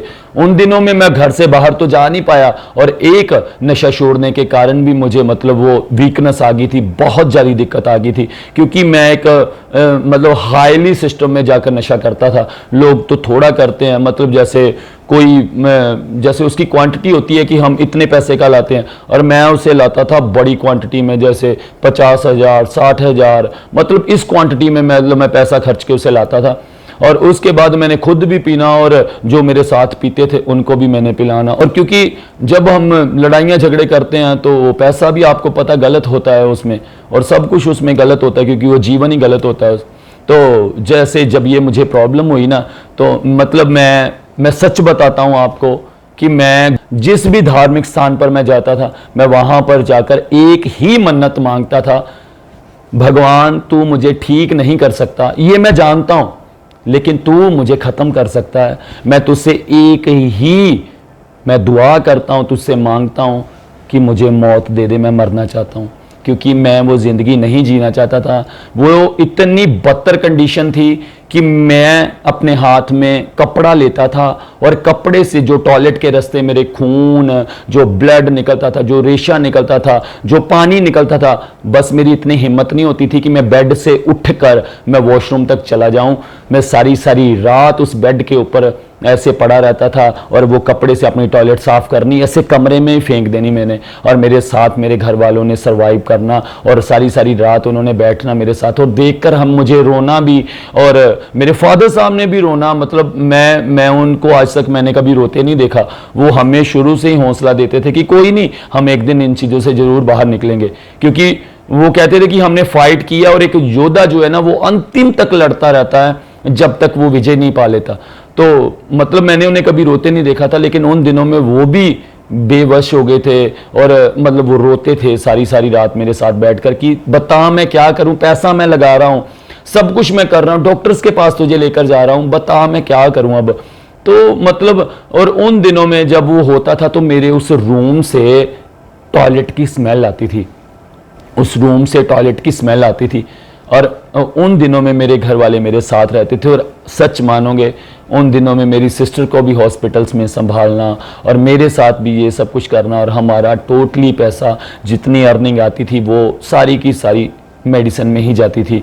और जहाँ वो ऐसे जो अन्य हम रिचुअल्स करते थे उनमें जाती थी, ये चढ़ा दो, वो चढ़ा दो, ये कर दो, वो कर दो, लेकिन फिर भी कुछ नहीं, आराम नहीं पड़ा हमें। ऐसा हो गया कि मैं बिल्कुल सूख चुका था और मतलब हड्डियां दिखने लग गई थी मेरी। और मुझे लोग भी उन दिनों में मतलब वो अमली कहकर बुलाते थे कि ये, और मुझसे घृणा करने लग गए थे। और मेरे घर वाले तो वो बेचारे ये भी सोचते थे कि ये इंसान सुधरता नहीं है, लेकिन वो ये भी बेवश थे कि हम करें क्या इसे सुधारने के लिए, क्योंकि उन्होंने हर एक उपाय करके देख लिया था। और इसी टेंशन की वजह से मेरे फादर साहब को हार्ट की प्रॉब्लम हो गई, और क्योंकि उन्होंने शाम को ड्यूटी से आना और जब मैं नशा करता था मेरे पीछे भागना, मुझे देखना, मुझे घर पर लेकर आना, और मैंने ऐसे उनके साथ झगड़ा करके मैंने घर से निकल जाना। टेंशन ले लेके उनके हार्ट की प्रॉब्लम होगी, हार्ट में वॉल की प्रॉब्लम होगी उनके, और मतलब वो भी ऐसे हॉस्पिटलाइज्ड हो गए वो।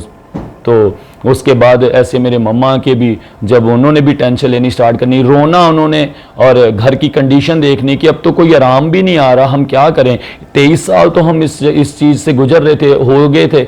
और देखते देखते फिर मेरे मम्मा के भी घुटनों में प्रॉब्लम आ गई, उनके घुटनों में भी दिक्कत होगी, स्वेलिंग होगी और उनसे भी चला नहीं जाता था।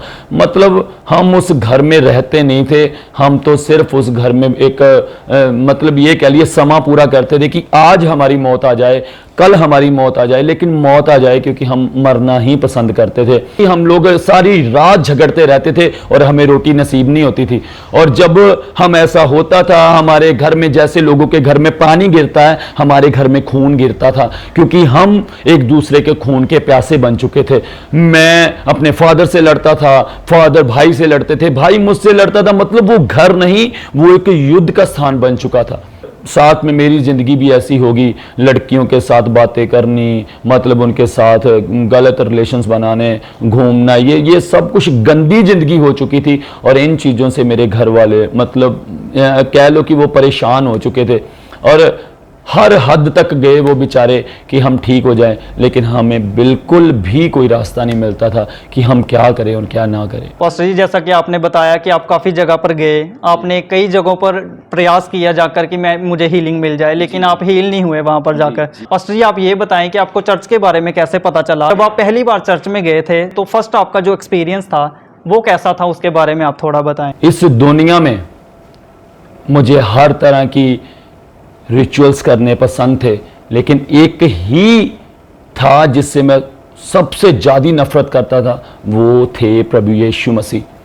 क्योंकि मैं यीशु मसीह की कट्टर विरोधी था, यीशु मसीह का, और मैं यीशु मसीह के लोगों से नफरत करता था। और मैं अपने मन में ये सोचता था कि ये छोटी जाति के लोग हैं, मतलब ये नीच लोग हैं, मैंने ये समझता था।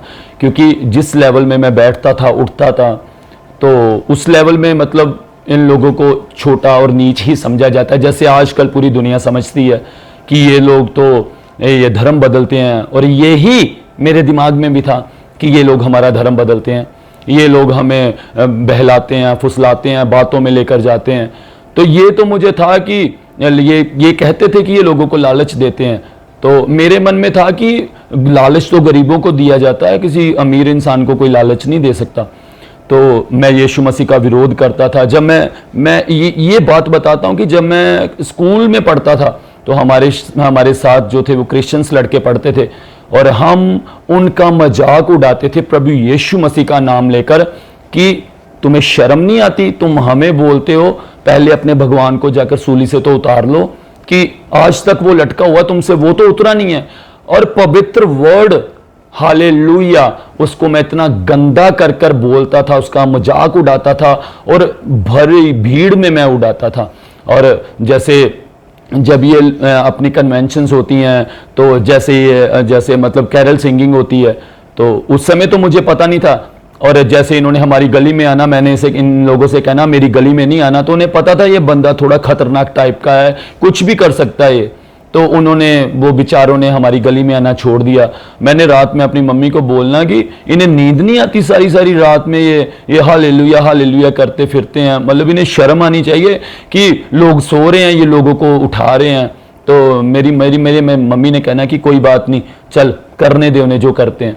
तो ऐसे करते करते मतलब मैं यीशु मसीह का बहुत बड़ा विरोधी था।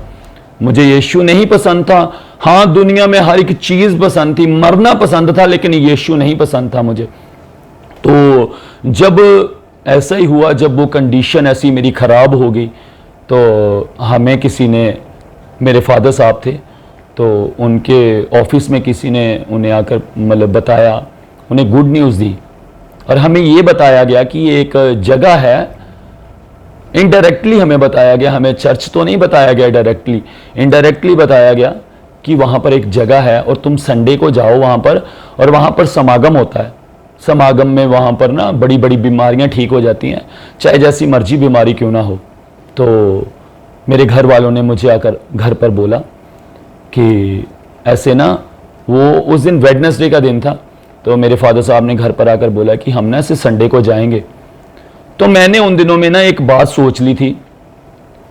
मैंने अपने घर वालों को बोला कि अब मैं कहीं पर भी नहीं जाऊंगा, क्योंकि मैं बहुत धार्मिकता कर करके थक चुका हूं, और हर एक धर्म की ये नहीं कि मैंने सिर्फ एक ही धर्म की, हर एक धर्म की धार्मिकता मैंने की और गहराई से की। मेरे फादर साहब बोलने लगे, मैंने उन्हें बोला मैं नहीं जाऊंगा, आप जाओगे चले जाओ, जो करना करो, लेकिन मैं नहीं जाऊँगा। तो मेरे फादर साहब ने मुझे रोज ही बोलना ऑफिस से घर आकर कि चल बेटा तू एक बार तो चल, एक बार तो चल। तो मैंने बोलना मैं नहीं जाऊँगा। क्या हुआ, सैटरडे की रात को उन्होंने डन किया कि मेरे मम्मा और मेरे जो फादर साहब हैं ये दोनों जाएंगे। तो वो गर्मियों के दिन थे, जुलाई का महीना था उस समय।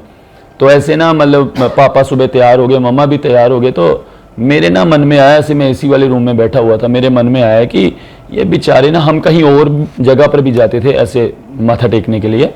तो मैंने सोचा कि ऐसे करते हैं, ये बेचारे पहले उधर जाएंगे फिर मुझे लेकर वहाँ पर माथा टेकने के लिए जाएंगे। तो ऐसा करता हूँ कि मैं ना इनके साथ ही चला जाता हूँ। तो ऐसा करूँगा कि मैं बाहर खड़ा हो जाऊँगा, ये अंदर चले जाएंगे, जो करना होगा। अब मुझे थोड़ी ना पता था कि वो चर्च है। तो ऐसा क्या हुआ कि उन्होंने ना उस दिन मुझे अपनी गाड़ी में नहीं, मुझे एक्टिवा के बीच में बिठाया और मुझे वो साथ में लेकर एक्टिवा में, और वो चल दिए। और जब वो गए तो मैं ना मतलब ऐसे जा रहा हूँ, तो मैं देख रहा हूँ कि वहाँ पर ना मतलब बहुत बड़ी बिल्डिंग है। और वहाँ पर जैसे वो लड़के हैं, उन्होंने मतलब ब्लैक कलर की वो ड्रेस पहनी हुई है। तो मैं सोच रहा हूँ कि भाई ये कोई बड़ा ही बाबा लग रहा है, कोई मतलब कोई नॉर्मल इंसान नहीं है जिसके पास इतनी सिक्योरिटी है ये। तो जैसे ही मैं ना ऐसे अंदर चर्च के पहले गेट में एंटर हुआ, तब तो मुझे पता नहीं चला। और जब मैं दूसरे गेट में एंटर हुआ, तो उस समय मेरे घर वालों ने मुझे नीचे उतारा जब उससे, तो सबसे पहले अंदर वर्शिप खत्म हुई थी और वर्शिप के बाद नारा लगा था हालेलुया।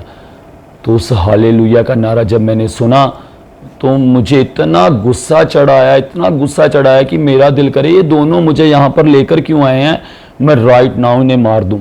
और मैंने अपने पास में वहाँ से पत्थर ढूंढने की कोशिश की कि मैं इनका सिर फोड़ दूंगा कि ये मुझे क्यों लेकर आए हैं यहाँ पर, क्योंकि मुझे ये जगह ही नहीं पसंद है बिल्कुल भी। और मुझे तो ये इंसान ही नहीं अच्छा लगता, ये जो चर्च वाले लोग हैं ये मुझे अच्छे नहीं लगते। क्योंकि हम तो अपने मन में सोचते थे अरे हम चर्च जाएंगे, जैसे वो क्रिसमस था ना, तो हम सोचते होते थे हम चर्च जाएंगे, वहाँ पर जाकर जी हम शराब पियेंगे, हम गलत काम करेंगे, और जो संसारिक बंदे करते हैं तो जो मतलब संसार के लोग सोचते हैं कि चर्च में ऐसा होता है, वो ये खिलाते हैं, वो ये पिलाते हैं, वही हमारे मन में भी वही था। तो जैसे वहाँ पर उन्होंने हालेलुया बोला तो मैंने पत्थर ढूंढना स्टार्ट किया, लेकिन मुझे पत्थर मिला ही नहीं वहाँ पर, क्योंकि वो ना पक्की जगह थी। और मैंने सोचा कि अब मैं भागूंगा यहाँ से। और आप सच मानोगे, लोग कहते हैं कुछ नहीं होता, लेकिन मैं मानता हूँ कि खुदावंद यीशु मसीह वो पवित्र परमेश्वर अभी भी उपस्थित है और अंतिम तक उपस्थित रहेगा। क्योंकि ये बाइबल बताती है कि हर एक घुटना उसके सामने झुकेगा और हर एक जुबान उसका अंगीकार करेगी। और इसी वचन को उसने मेरे जीवन में पूरा किया, क्योंकि बाइबल बताती है कि उसने नीच और तुच्छों को चुन लिया है, जो कुछ ना भी थे उन्हें भी उसने चुन लिया है। तो ऐसे मैं भी नीच था, तुच्छ था, और मैंने वहां से भागने की कोशिश की। और जैसे ही मैं भागने लगा, और 2 से 3 कदम ही मैं भागा था, और मुझे किसी ने वहां पर पत्थर बना दिया। मतलब मेरी आंखें बंद हो गई और मैं पत्थर बन गया पूरा। मतलब मेरी टांग भी नहीं हिल पा रही, मेरे हाथ भी नहीं हिल पा रहे। और जब मुझे समझ नहीं आ रही है क्या हो रहा है। और 1 से 2 सेकंड का समा था। जब मैंने अपनी आंखें खोली तो मेरे पैर ऑटोमेटिकली चर्च वाल घूमे हुए थे और मुझे समझ ही नहीं आई। मैंने अपनी सराउंडिंग में देखा कि यहाँ तो कोई भी इंसान नहीं है। लोग कहते हैं कि कुछ नहीं होता, लेकिन मैं कहता हूं कि सब कुछ होता है, क्योंकि जिसके साथ होता है सिर्फ वही महसूस कर सकता है। दूसरों को तो ये कहानी लगती है, दूसरों को तो ये ड्रामा लगता है, लेकिन देखिए मेरे साथ हुआ और मैं आपको बता रहा हूं। और जब ये हुआ तो मेरे पैर जो थे वो ऑटोमेटिकली चर्च की तरफ घूमे हुए थे। तो मैं सोच रहा हूं कि मैं ना फिर भी कोशिश कर रहा हूं यहां से भागूं, लेकिन मेरे पैरों पे मेरा कंट्रोल नहीं था। ये ऑटोमेटिकली मेरे दिमाग में आ रहा है, अरे भाई तुझे बोलेंगे तू तो संसार में जर्नल कास्ट का है, तो तू तो ईसाई बन गया है, तूने अपना धर्म बदल कर लिया है। तो मैंने ऐसे अपना पूरा फेस कवर कर लिया कि फिर भी मैं अंदर चर्च के चला तो गया, क्योंकि मुझे पता नहीं वो पैर मेरे कंट्रोल में नहीं थे उस दिन। और जब मैं अंदर गया तो मैं फिर भी अंदर जाकर इनको गालियां निकाल रहा हूं अपने मन में, अरे ये कौन सी धार्मिकता कर रहे हैं, क्योंकि नाच नाच के तो कोई धार्मिकता नहीं होती है ना। और ये तो अंदर साउंड बजा रहे हैं, नाच रहे हैं, मतलब ये सच में लोग गलत कहते हैं इन्हें। और ऐसे करता करता ना मेरे फादर साहब मुझे लेकर तो ऐसे भीड़ में मैं बीच में छिप कर बैठ गया। तो उन्होंने वचन सुनाना पास्टर जी ने स्टार्ट किया, सब कुछ ऐसे वो होता रहा। मेरी समझ से बाहर था ये क्या बोल रहे हैं, क्या हो रहा है। मुझे इरिटेट हो रहा था मैं वहाँ बैठा हुआ कि ये कब खत्म हो, मैं कब यहाँ से जाऊँ। तो ऐसे जब वचन बंद हुआ तो उन्होंने बोला कि जिन्हें जिन्हें प्रॉब्लम है ना, जहाँ जहाँ पर हैं वो हाथ रख लीजिए, आपके लिए प्रार्थना होगी। तो मेरे फादर साहब ने बोला कि तू अपने पेट पर हाथ रख ले। मैंने अपने पेट पर हाथ रखा और आंखें बंद कर ली। जब मैंने आंखें बंद की और उन्होंने प्रेयर स्टार्ट की अब उस पुलपट से, और प्रेयर स्टार्ट होते ही मेरी आंखें बंद थी। मेरे फादर साहब मुझे बताते कि मैं 2-2 फीट जमीन से ऊपर उठकर जमीन पर गिरता था। और जब मैं जमीन पर गिरता था तो जैसे जब उन्होंने ना मास प्रेयर जो ख़त्म की तो वो बोलने लगे कि अब किसी को कुछ रिलीफ मिला है।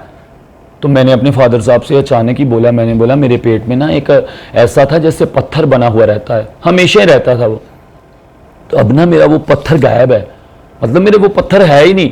और मुझे खुद को हैरानी हो रही थी वो कि वो मेरे पत्थर तो है ही नहीं बीच में।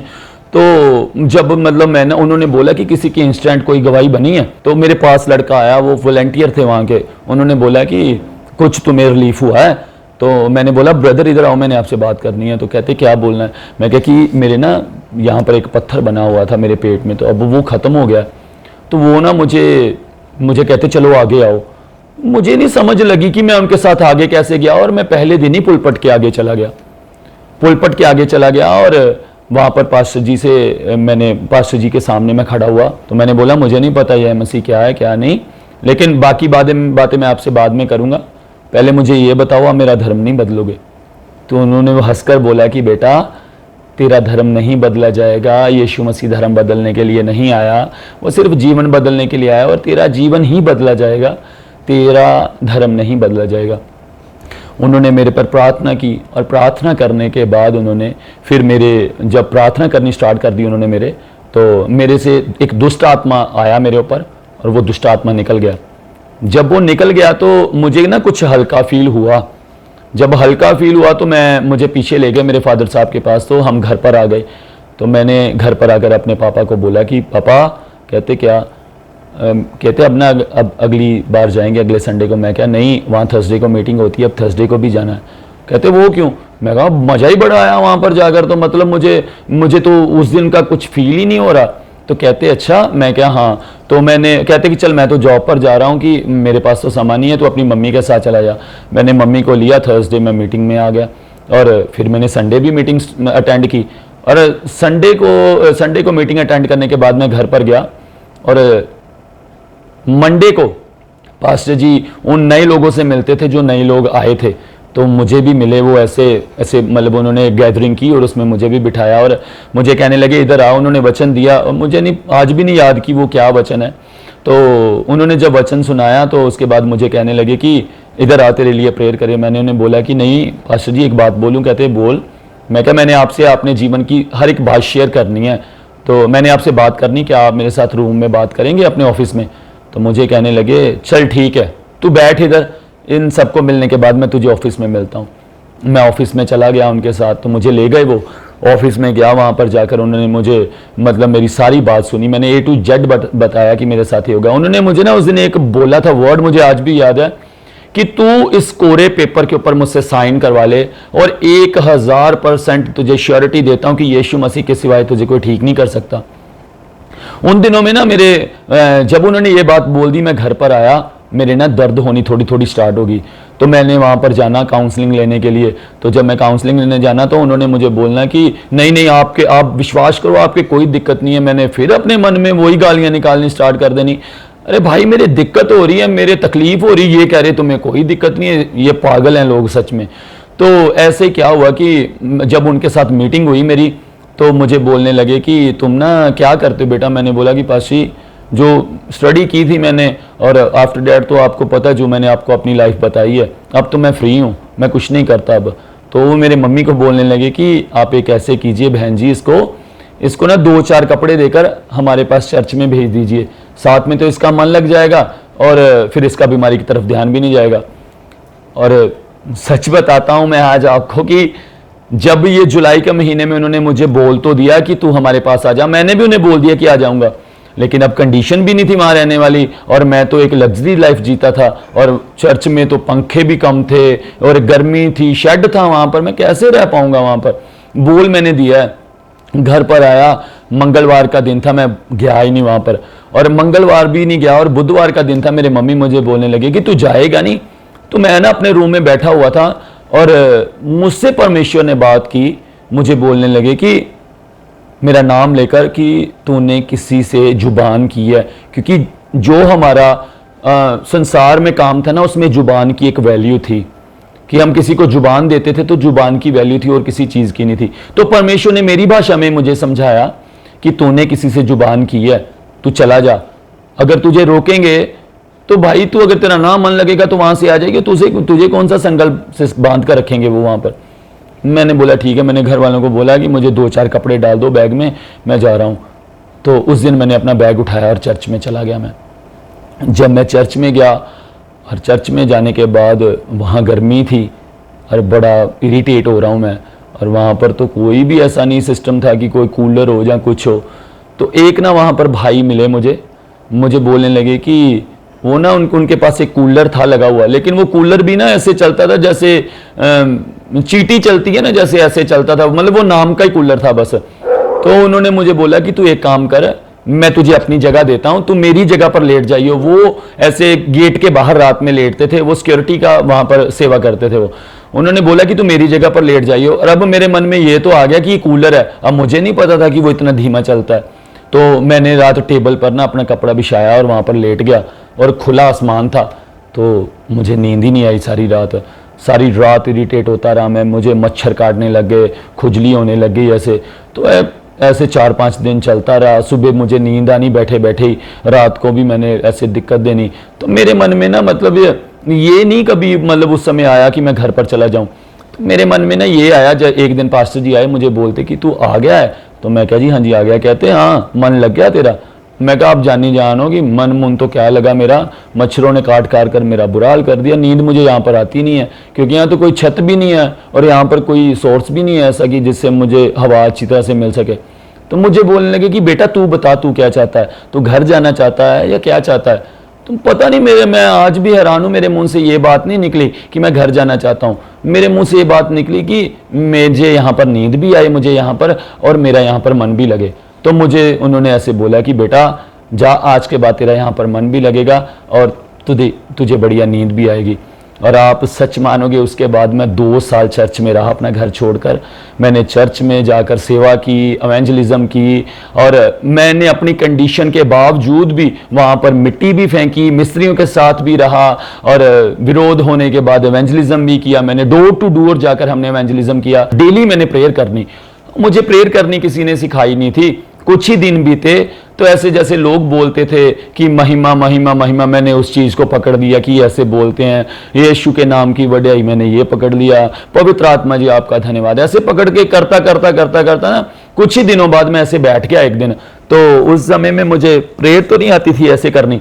तो जब मैं बैठा वहां पर तो मैंने ना धन्यवाद ही करना स्टार्ट कर दिया, बस धन्यवाद ही करता रहा।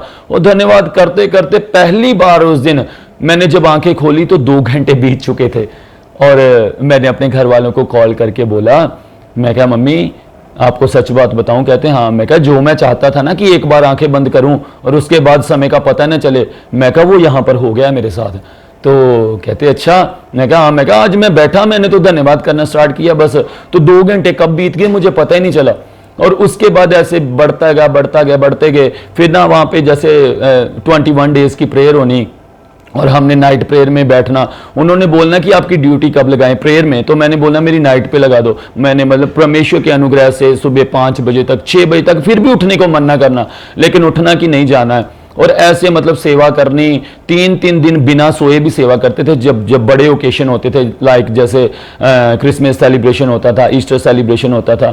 एक दिन मुझे अपोस्टल अंको नरोला जी का सपना आया, वो मेरे सपने में आते हैं। और उसके बाद मैं अपने घर पर प्रेयर कर रहा था। उन दिनों में मेरी सिस्टर की ना मैरिज थी, और मैं उस चर्च से जहाँ पर मैं रहता था वहाँ से मैं अपने घर पर आ गया। तो जो मेरी सिस्टर की मैरिज हुई थी, तो उसकी वजह से हम थोड़ा बिजी थे। सब कुछ करने के बाद ना ऐसे थोड़ी सी मेरी प्रेयर डिस्टर्ब हो गई थी। तो जब प्रेयर डिस्टर्ब हुई तो मैं ना डिस्टर्ब होना स्टार्ट हो गया। तो एक दिन ऐसे मैं लेटा हुआ था, मैंने सोचा कि अब मैं ऐसे करता हूँ कि वहाँ से तो आ गया हूँ, तो अब ना मैं फ़ौरन जाता हूँ, अब मैं ठीक तो हो गया हूँ। मैंने अपने घर वालों से बोला कि आप ना मेरा पासपोर्ट रीन्यू करवाइए, अब मैंने बाहर जाना है, छोटे के पास ही मैं चला जाऊँगा। तो कहने लगे चल ठीक है, तेरे को वहाँ भेज देंगे। उन्होंने मेरा पासपोर्ट रीन्यू करवाया और जिस दिन मेरा पासपोर्ट बनकर घर पर आया वो ईस्टर डे का दिन था। और ईस्टर डे वाले दिन मुझे फिर से वही लूज मोशन स्टार्ट हो गए जो मेरे उस समय होते थे जब मैं यीशु मसीह को नहीं जानता था। अब मैं प्रेयर करवा रहा हूँ फिर भी मेरा कुछ नहीं बन रहा। मतलब मुझे उन्होंने बोला कि ऐसे, मैंने वहाँ जब टीचिंग सीखी तो मेरा मतलब ऐसे मैं प्रेयर कर रहा था, तो एक दिन मेरे मन में आया दोपहर बैठे कि तू अभी उठ और चल मिनिस्ट्री में, अंकुर नरूला मिनिस्ट्री में। तो मैं अंकुर नरूला मिनिस्ट्री में गया और जब मैं बाहर गेट के ऊपर खड़ा था तो गेट के ऊपर खड़े ही ना मुझे मतलब ऐसे टच फील हुआ। और रास्ते में 5 लोग थे मेरे साथ और मैं 5 के साथ अपनी जो टेस्टमनी थी वो शेयर करता जा रहा था। जैसे मैं बाहर खड़ा हूँ वहाँ पर ना मुझे एक टच फील हुआ, तो मैं अंदर बैठ गया जाकर। तो वहाँ पर तब मेरे वो पेन हो रही थी, दर्द हो रही थी, तो मैं बैठा, लेकिन सारी रात मैं वहाँ पर मीटिंग में बैठा रहा। मुझे वो पेन, वो दर्द मुझे पता ही नहीं चला कि वो कैसे मुझे मतलब है भी या नहीं है। नेक्स्ट डे मैं अपने घर पर वापस आया तो मैंने घर वालों से जाकर बोला कि अब ना हम वहाँ पर जाएंगे। वो कहते हैं नहीं नहीं, हम एक मिनिस्ट्री में जाते हैं, मतलब हम ऐसा नहीं करेंगे। जब मेरे को मतलब मैं वहाँ पर गया चर्च मिनिस्ट्री में, जब मैं गया तो वहाँ पर जाकर ना ये मैं बैठा रहा। और फिर ना मुझे वहाँ पर पहले दिन वहाँ पर एक भाई मिले, वो पुलपट टीम में सेवा करते थे। तो मुझे बोलने लगे भाई आप फर्स्ट टाइम चर्च में आए हो? मैंने बोला कि नहीं नहीं, मुझे इतने साल हो गए हैं जीसस के साथ जुड़े हुए, तो मैं बैप्टाइज हूँ। तो कहने लगे ठीक है। तो मुझे बोलने लगे फैमिली में और कौन? मैं कहा अभी मेरे मम्मी पापा बैप्टाइज हैं। तो कहते आप सेवा करोगे पुलपट की? मैंने बोला हाँ जरूर करूँगा जी। मैं कहा लेकिन इतने बड़े सिस्टम में मुझे कौन पुलपट के पास जाने देगा, मुझे तो कोई जानता भी नहीं है। तो कहते नहीं आपको जाने देगा। तो वो भाई ना पुलपट टीम में सेवा करते थे, काफ़ी पुरानी। उन्होंने मुझे पुलपट टीम में लेकर गए, जो हमारे मेन थे वहाँ पर दीदी, उनसे मिलवाया और उन्होंने मुझे पुलपट टीम में शामिल कर लिया। उन दिनों में क्या होता था कि मैं उपवास भी रखता था, मुझे लूज मोशंस भी आते थे, लेकिन फिर भी मैं सेवा करता था।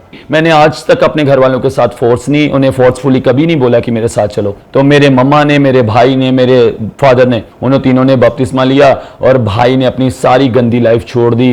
क्या व्यभिचार, क्या वो शराब, सब कुछ उसने छोड़कर बस उसने अपने घर पर रहना। जिमिंग का वो कोच था, वो जिम करता था, इधर जाना उसने जिम में, और बाकी सारा दिन उसने अपने घर पर रहना, कमरे में उसने वर्शिप लगाकर वर्शिप करनी, अपनी प्रेयर करनी, ऐसा करता रहा वो। एक दिन मेरी वहाँ पर ना एक गवाही वायरल हुई। मुझे अपोस्टल जी ने उठाया, जब नशे वाले लोगों के बारे में उठाया था, तो मुझे अपोस्टल जी ने उठाया वहाँ से, तो बोलने लगे कि मेरी तरफ आए तो कि इस लड़के की गवाही क्या है। तो मैंने बोला कि पाशी मैंने हर तरह का नशा किया है, देखे, और मैंने क्वांटिटी भी बताई थी कि इस क्वांटिटी का मैंने नशा किया और इतने पैसों का नशा किया मैंने।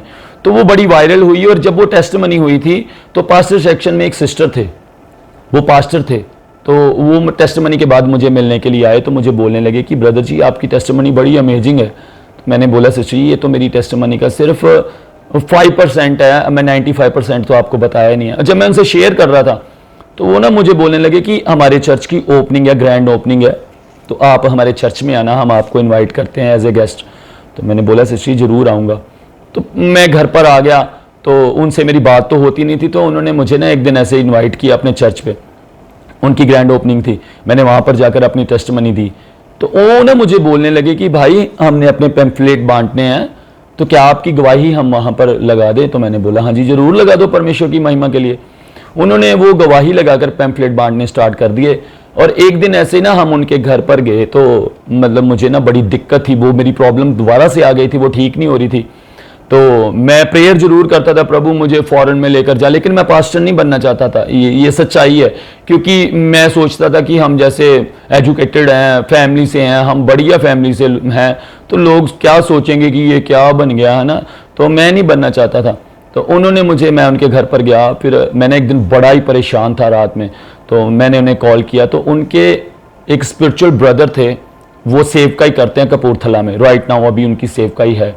तो उनके साथ उन्होंने मेरी बात करवाई। तो मैंने उन्हें बोला कि पाशी ऐसे ऐसे मेरे साथ ये दिक्कत हो रही है, क्योंकि अपोस्टल जी से मिलना तो थोड़ा सा नामुमकिन है कि इतनी जल्दी हम मिल नहीं पाते। उन्होंने मुझे बोला कि आप उपवास रखिए और थर्सडे को मेरे पास आइए। मैंने बोला ठीक है। तो मैंने उपवास रखा और मुझे वो दिक्कत ज़्यादा बढ़ गई। तो मैंने दोबारा से कॉल किया मैंने उन्हें ट्यूसडे की इवनिंग में कॉल किया। तो मैंने उन्हें कॉल करके पूछा कि मैं कहा कि पास्टर जी अब मेरी बहुत दिक्कत बढ़ गई। उन्होंने मुझे बोला कि आप ऐसा काम कीजिए कि आई थिंक वो ट्यूसडे या वेडनेसडे था। तो उन्होंने मुझे बोला कि मेरे ना स्पिरिचुअल फादर आपके पास में रहते हैं, आप उनके घर पर चले जाइए। तो मैंने बोला ठीक है। मुझे नहीं पता था कि वो पास्टर जी हमारे घर के पास ही रहते हैं। तो उनके स्पिरिचुअल फादर के पास मैं गया घर पर।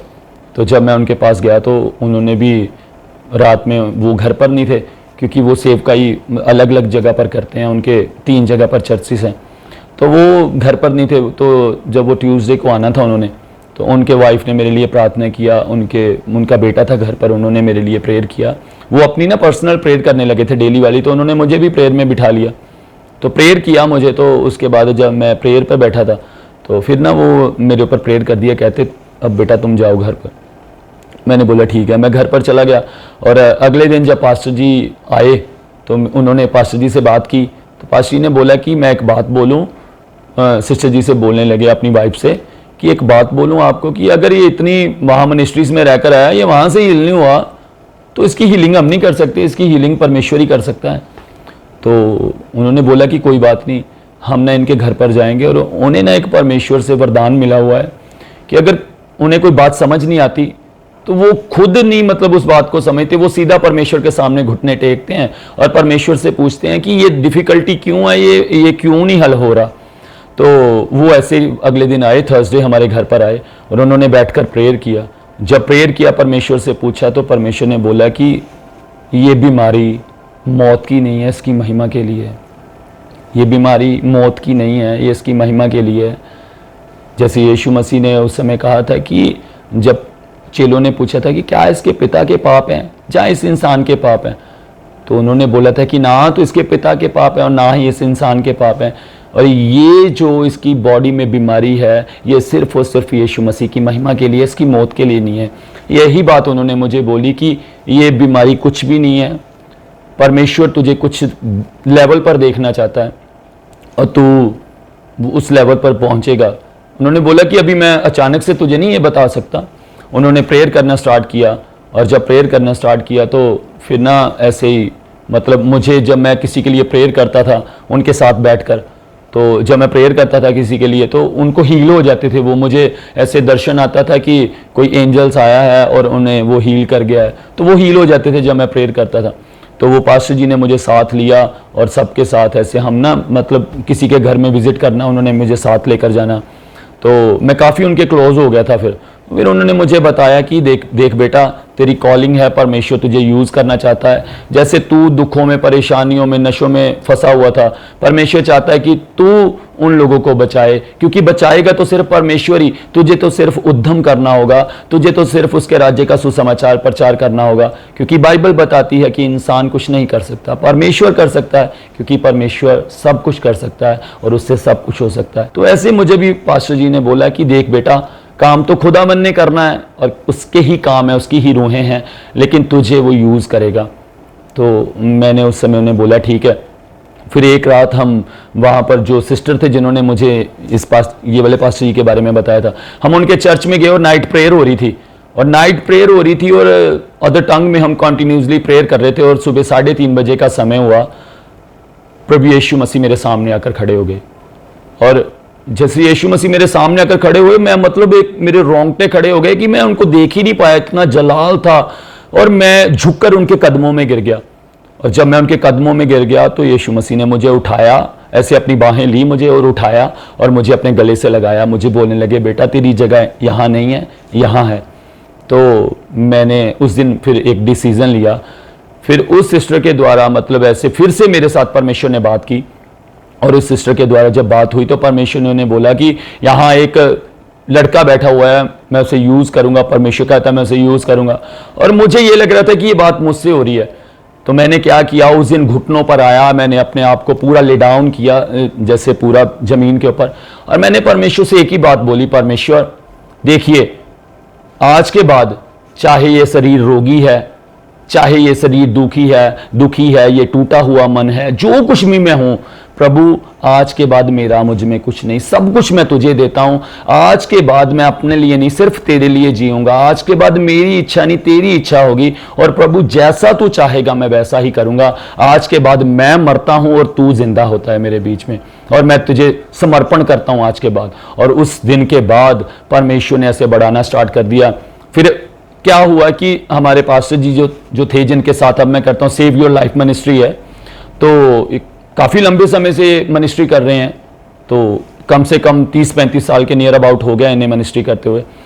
तो जब उनको मतलब कि ऐसे कोई दिक्कत आई उनको, तो उन्होंने हमें बोला कि ना विरोध की वजह से उनकी जो मीटिंग होती थी, उन्होंने बोला कि ये ऐसा करते हैं क्या, अब ना वो कोई ऐसा विरोध करता था। तो हमारे जो पास्टर जी हैं वो बड़े नम्र हैं, वो किसी से लड़ाई झगड़ा नहीं करना चाहते। वो कहते नहीं कोई बात नहीं, उन्होंने बोल दिया, परमेश्वर इन्हें क्षमा करेगा। तो वही गुण उन्होंने हमें सिखाए थे। तो क्या हुआ कि उन्होंने बोला कि मैंने उन्हें बोला कि पास्टर जी ऐसा करें, आप ना हमारे घर पर संगति करें। तो बोलने लगे चल मैं पूछता हूँ परमेश्वर से। तो उन्होंने पूछा, तो मेरे घर पर संगति होनी स्टार्ट हो गई। और क्रिसमस का दिन था, हमने क्रिसमस मनाया, और रात में मैं उनके साथ उनके घर पर लेटा। तो परमेश्वर ने उन्हें सीधा बोल दिया कि अब इसे बोल कि तू अपनी कॉलिंग के लिए तैयार हो जा, और कुछ दिनों के लिए अंदर चल जा, उपवास प्रार्थना के लिए अंदर चला जा। तो मेरे लिए कठिन था, क्योंकि मैं बाहर घूमता फिरता था, और अचानक से मतलब एक रूम में बैठना, एक घर पर बैठना, ये दिक्कत थी थोड़ी थी। लेकिन मैंने आज तक ये बात थी, जो मुझे खुदा के दास ने, किसी भी खुदा के दास ने जो मुझे बोला, मैंने उसे पूरा किया। और कभी भी ये नहीं किंतु परंतु नहीं किया था कि ये नहीं होगा। हाँ होगा, कोई बात नहीं, करवाने वाला परमेश्वर है, और वो करवाता भी है खुदावन। और ऐसे मैं परमेश्वर का नाम लेकर बैठ गया। मुझे दिक्कत तो बड़ी आई वहाँ पर।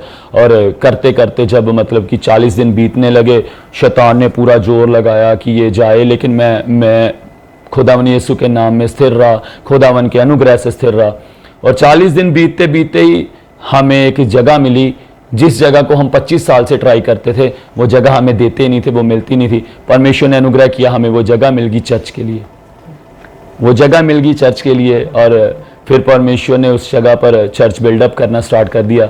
और फिर उसके बाद जैसे सेवकाई बढ़ती गई, फिर हम डेली प्रेयर करते थे। फिर अपने आप जैसे कलीसिया आनी स्टार्ट होगी, जिसको जहाँ जहाँ पता चलता गया वो आता गया। परमेश्वर बड़े बड़े काम करने स्टार्ट कर दिए परमेश्वर ने। जैसे कुछ टेस्टिमनीज बनती थी, लोगों के जीवन में हीलिंग्स होती थी। तो प्रभु का धन्यवाद है कि आज मैं सेव योर लाइफ मिनिस्ट्री के साथ पास्टर मतलब उनके साथ मैं वो करता हूँ। जैसे ये मैं कह सकता हूँ कि हम उनके साथ एक असिस्टेंट पास्टर हैं, तो आज मैं परमेश्वर की सेवा उनके साथ मिलकर करता हूँ। हम इंसान कुछ भी नहीं है, और फिर भी वो परमेश्वर भला है कि हम इंसानों पर मन लगाता है और हमें प्रेम करता है। सबसे बड़ी बात कि उसने हमसे प्रेम किया, और प्रेम किया, हमने उसे गालियां दी, उसने हमसे प्रेम किया। हमने उससे नफरत की, उसने हमसे प्रेम किया। हमने उसे बेगाना समझा, उसने हमें अपनाया। और ऐसा भगवान मैंने दुनिया में नहीं देखा, ऐसा भगवान मैंने दुनिया में सच में नहीं देखा था कि जो नफरत करने वालों से प्रेम करता हो, और जो जिससे हम घृणा करते थे उससे वो प्रेम करे, और जिससे हम पराया समझते थे उसे वो अपनाए। और सबसे बड़ी बात कि अगर इस दुनिया में कोई अच्छा इंसान हो, उसके लिए तो कोई मरेगा, लेकिन एक पापी के लिए प्रभु यीशु मसीह ने अपनी जान दी। ये सबसे बड़ी बात है। आज तक किसी पापी के लिए कोई भी नहीं मरा, लेकिन प्रभु यीशु मसीह एकमात्र ऐसे परमेश्वर हैं, इकलौता परमेश्वर है जिसने हम मनुष्यों के लिए अपनी जान दी ताकि हम बचाए जाएं। और सच में पूरी बाइबल में परमेश्वर ने कहीं भी ईसाई और या क्रिश्चियन नाम का जिक्र नहीं किया, और सिर्फ परमेश्वर ने यहाँ इंसानियत की बात की है। और परमेश्वर ने हमें प्रेम करना सिखाया है। परमेश्वर ने हमें सिखाया है तुम अपने आप में दीन और नम्र रहो ताकि तुम परमेश्वर को खुश कर सको। और मैं परमेश्वर पिता का धन्यवाद करता हूँ, खुदावन यीशु मसीह का धन्यवाद करता हूँ, पवित्र आत्मा का धन्यवाद करता हूँ, और सारा आदर इज्जत महिमा जलाल मैं खुदावन यीशु मसीह के जिंदा पवित्र सामर्थ्य और मुकद्दस नाम को देता हूँ। मैं धन्यवाद करता हूँ परमेश्वर पिता का। वैसे ही अभी आपने अपनी गवाही को शेयर किया है, और पूरी खुलकर आपने अपनी गवाही को दिया है। मेरा विश्वास है इस गवाही के द्वारा काफ़ी लोग बचाए जाएंगे। लेकिन पास्टर जी फिर भी काफ़ी लोग ऐसे हैं जो क्रिश्चियन लोगों पर आरोप लगाते हैं कि ये जो क्रिश्चियन लोग हैं ये लोगों को पैसे देकर उनका धर्म परिवर्तन करते हैं। आपने एक एक चीज़ खुलकर बताई है कि कैसे आप चर्च में गए, कैसा आपका प्रभु के साथ इनकाउंटर हुआ। जी बिल्कुल। जो लोग ये बोलते हैं कि हम क्रिश्चियन लोग जो हैं लोगों को पैसे देकर उनका धर्म परिवर्तन करते हैं, हम जानना चाहते हैं कि जब आप प्रभु यीशु मसीह में आए क्या आपको पैसे मिले हैं? और जो लोग ये विरोध करते हैं क्रिश्चियन लोगों का, आप उनको क्या मैसेज देना चाहेंगे? अब आप खुद सेवकाई कर रहे हैं, क्या आप लोगों को पैसा देकर उनका धर्म परिवर्तन करते हैं? आपने पीछे अभी बात एक बोली कि पूरी बाइबल में क्रिश्चियन नाम का कोई शब्द नहीं है, ही नहीं है। प्रभु ने सिर्फ ह्यूमैनिटी की बात की है, इंसानियत की बात की है। जो लोग विरोध करते हैं आप उनको क्या मैसेज देना चाहेंगे? अगर पैसे की बात करते हैं तो जिस इंसान ने इतना पैसा नशे पर खर्च किया हो उसे कौन खरीद सकता है, ये बताइए। और सबसे बड़ी बात कि पैसा ना तो कभी दिया जाता है और ना ही कभी कोई लेता है। और मैं आपसे एक क्वेश्चन पूछना चाहता हूं। देखिए, अगर किसी इंसान को पैसे से खरीदा जा सकता है तो देखिए, अगर आज आपने उसे कुछ पैसे में रकम देकर खरीद लिया तो क्या वो सदा उस रकम से बना रहेगा? जिस दिन आप उसे वो रकम नहीं देंगे वो आपसे टूटकर चला जाएगा, वो आपसे टूटकर वापस चला जाएगा, ठीक है। और क्या आप सारी जिंदगी, मुझे ये बात बताइए, किसी इंसान को खरीद कर रख सकते हो? अगर पास्टर्स के पास इतना ही पैसा हो तो क्या वो इन टेंट के बीच में सेवकाई करें? क्या वो अपने महल ना बना ले? क्या वो गोल्डन की छतें ना बना ले? अगर उनके पास इतना ही पैसा, अगर इतने क्राउड से हम पैसे देकर हम उनसे गवाहियां दिलवाते हैं, अरे भाई किस किस से गवाही दिलवाएंगे? आपको पता है, अगर हम किसी को पैसा देते हैं, आज उससे हम झूठी टेस्टिमनी दिलवाएंगे ना, कल को वो जाकर बोलेगा कि भाई मैंने ये काम नहीं किया, ये इन्होंने मुझसे पैसे देकर करवाया है। और मैं सच में बताना चाहता हूं कि प्रभु यीशु मसीह धर्म बदलने नहीं आए थे और ना ही प्रभु यीशु मसीह ने कोई धर्म बनाया था। और प्रभु यीशु मसीह ने तो सिर्फ हमें प्रेम करना सिखाया है। अब बताइए, अगर मैं इतनी जगहों पर गया, अगर मेरा वहां पर जाकर धर्म बदली नहीं हुआ तो क्रिश्चियनिटी में आकर मेरा धर्म कैसे बदली हो सकता है? और धर्म बदली होने के रूल्स एंड रेगुलेशंस होते हैं, नाम से धर्म बदली नहीं होता। और धर्म बदली नहीं होता, यीशु मसीह कभी भी धर्म नहीं बदलता, वो जीवन बदलता है। अब एक इंसान, मैं मर रहा था, मुझे उसने जीवन दे दिया, अब यहां मेरा धर्म बदली हुआ कि मेरा जीवन बदली हुआ? ये तो आप खुद डिसाइड कीजिए ना कि आप लोग क्या सोचते हैं। देखिए, यीशु मसीह धर्म नहीं बदलने के लिए आया, वो जीवन बदलने के लिए आया है और उसके पास आने के बाद जीवन ही बदलता है। देखिए, मैंने नशा छोड़ दिया, अब मेरा धर्म बदली हुआ क्या? मैंने गलत जीवन छोड़ दिया, अब मेरा धर्म बदली हुआ क्या? मैंने झूठ बोलना छोड़ दिया, मेरा धर्म बदली हुआ क्या? मैंने लड़ाई झगड़ा गाली गलोच लालच चोरी ठगी करना छोड़ दिया, क्या मेरा धर्म बदली हुआ? आप खुद डिसाइड कीजिए कि क्या ये मेरा धर्म बदली हुआ या मेरा जीवन बदली हुआ। मैं आपको जवाब नहीं दूंगा, आप खुद इस जवाब को अपने मन से ढूंढिए, क्या इस इंसान का धर्म बदली हुआ या इसका जीवन बदली हुआ? और ऐसे ही जो आज हमारे पास आते हैं, हम उन्हें यही सिखाते हैं, भाई चोरी छोड़ दो, पाप छोड़ दो, क्योंकि पाप की वजह से बीमारियां हैं, पाप की वजह से तुम इस चीज में फंसे हुए हो। वो पाप छोड़ते हैं, ना कि अपना धर्म छोड़ते हैं। वो सिर्फ पाप करना छोड़ते हैं। और जब पाप छूट जाता है, पाप की वजह से ही तो बीमारियां आई हैं, और पाप की मजदूरी तो मौत है। इंसान लड़ाई कर रहा है, झगड़े कर रहा है, मारपीट कर रहा है, गाली गलोच बक रहा है, और फिर उसको बीमारियां आती हैं। ये बताइए मुझे कि अगर इंसान ये सब कुछ करना छोड़ देता है तो क्या उसका जीवन बदलना क्या अच्छी बात नहीं थी? मैं तो कहता हूं कि अगर किसी इंसान का जीवन बदल गया तो देखिए, ये संसार कहता है कि सारे रास्ते एक ही हैं ऊपर जाने के लिए। तो फिर क्या हो गया अगर उसने क्रिश्चियनिटी का रास्ता अपना लिया? तो अगर उसने क्रिश्चियनिटी का रास्ता अपना लिया तो क्या हो गया? क्योंकि आप ही तो बोलते हैं लोग कि सारे रास्ते एक ही हैं, तो फिर क्या हो गया अगर कोई इस रास्ते से होकर ऊपर चला जाएगा? क्योंकि सारा वर्ड सिर्फ साल्वेशन के पीछे भागता है, और असली और प्योर और श्योरिटी से साल्वेशन सिर्फ यीशु मसीह ही दे सकता है। और मुझे और कुछ नहीं मिला। लोग कहते पैसा मिला, मुझे पैसा नहीं मिला, मुझे साल्वेशन मिली है, मुझे मुक्ति मिली है, और मैं प्रभु का धन्यवाद करता हूं। और यही हर एक इंसान को मिलेगी जो यीशु मसीह में आएगा, ना कि उसे पैसा मिलेगा। पास्टर जी, हम प्रभु का धन्यवाद करते हैं कि प्रभु ने हमको आपके साथ मिलाया और आपने अपनी गवाही को, इतनी जो स्ट्रॉन्ग गवाही है, हमारे साथ शेयर किया। इस गवाही के द्वारा काफ़ी लोग बचाए जाएंगे। पूरी गवाही यीशु की जो टीम है वो आपका दिल से धन्यवाद करती है पास्टर जी, कि आपने अपना कीमती समय दिया और आप हमारे पास आए, इतनी दूर आए, अपनी गवाही को शेयर किया। जय मसीह की पास्टर जी। जय मसीह। तो अभी आपने पास्टर बलप्रीत मान जी की गवाही को सुना है और आपने जाना है कि जो इनकी लाइफ थी वो दुखों तकलीफ़ों में थी, लड़ाई झगड़े में थी, ये ड्रग्स लेते थे, लेकिन प्रभु यीशु मसीह ने इनको पुरानी लाइफ से आज़ाद करके नई लाइफ दी है। और जो भी मेरा विश्वास है, जो भी बंदा इस गवाही को देखेगा, प्रभु उसके जीवन में ज़रूर कार्य करेगा। प्रभु इस गवाही के द्वारा आप सबको बहुत बरकत देगा। प्रभु यीशु मसीह ने इनका धर्म नहीं, इनका जीवन बदला है। ये एक सबूत है, ये जीवित सबूत है ये गवाही कि प्रभु जीवन बदलता है, धर्म नहीं बदलता। आप इस गवाही को अपने फैमिली मेम्बर्स के साथ, अपने फ्रेंड्स के साथ शेयर ज़रूर करें ताकि उनका भी विश्वास बढ़े। प्रभु इस गवाही के द्वारा आप सबको बहुत बड़ी बरकत देगा। सबको जय मसीह की। तो मेरे प्रिय भाई बहनों, अभी आपने एक बहुत बड़ी अद्भुत गवाही को सुना। तो मेरा विश्वास है परमेश्वर इस गवाही के द्वारा आपके जीवनों में 100 गुना फलों को लेकर आएगा।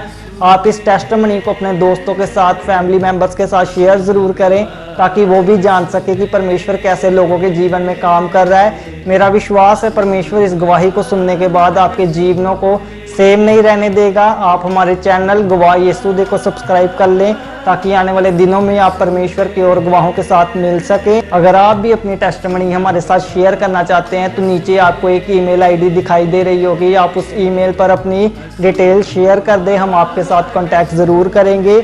मेरा विश्वास है परमेश्वर आपके जीवनों को सेम नहीं रहने देगा। God bless you all.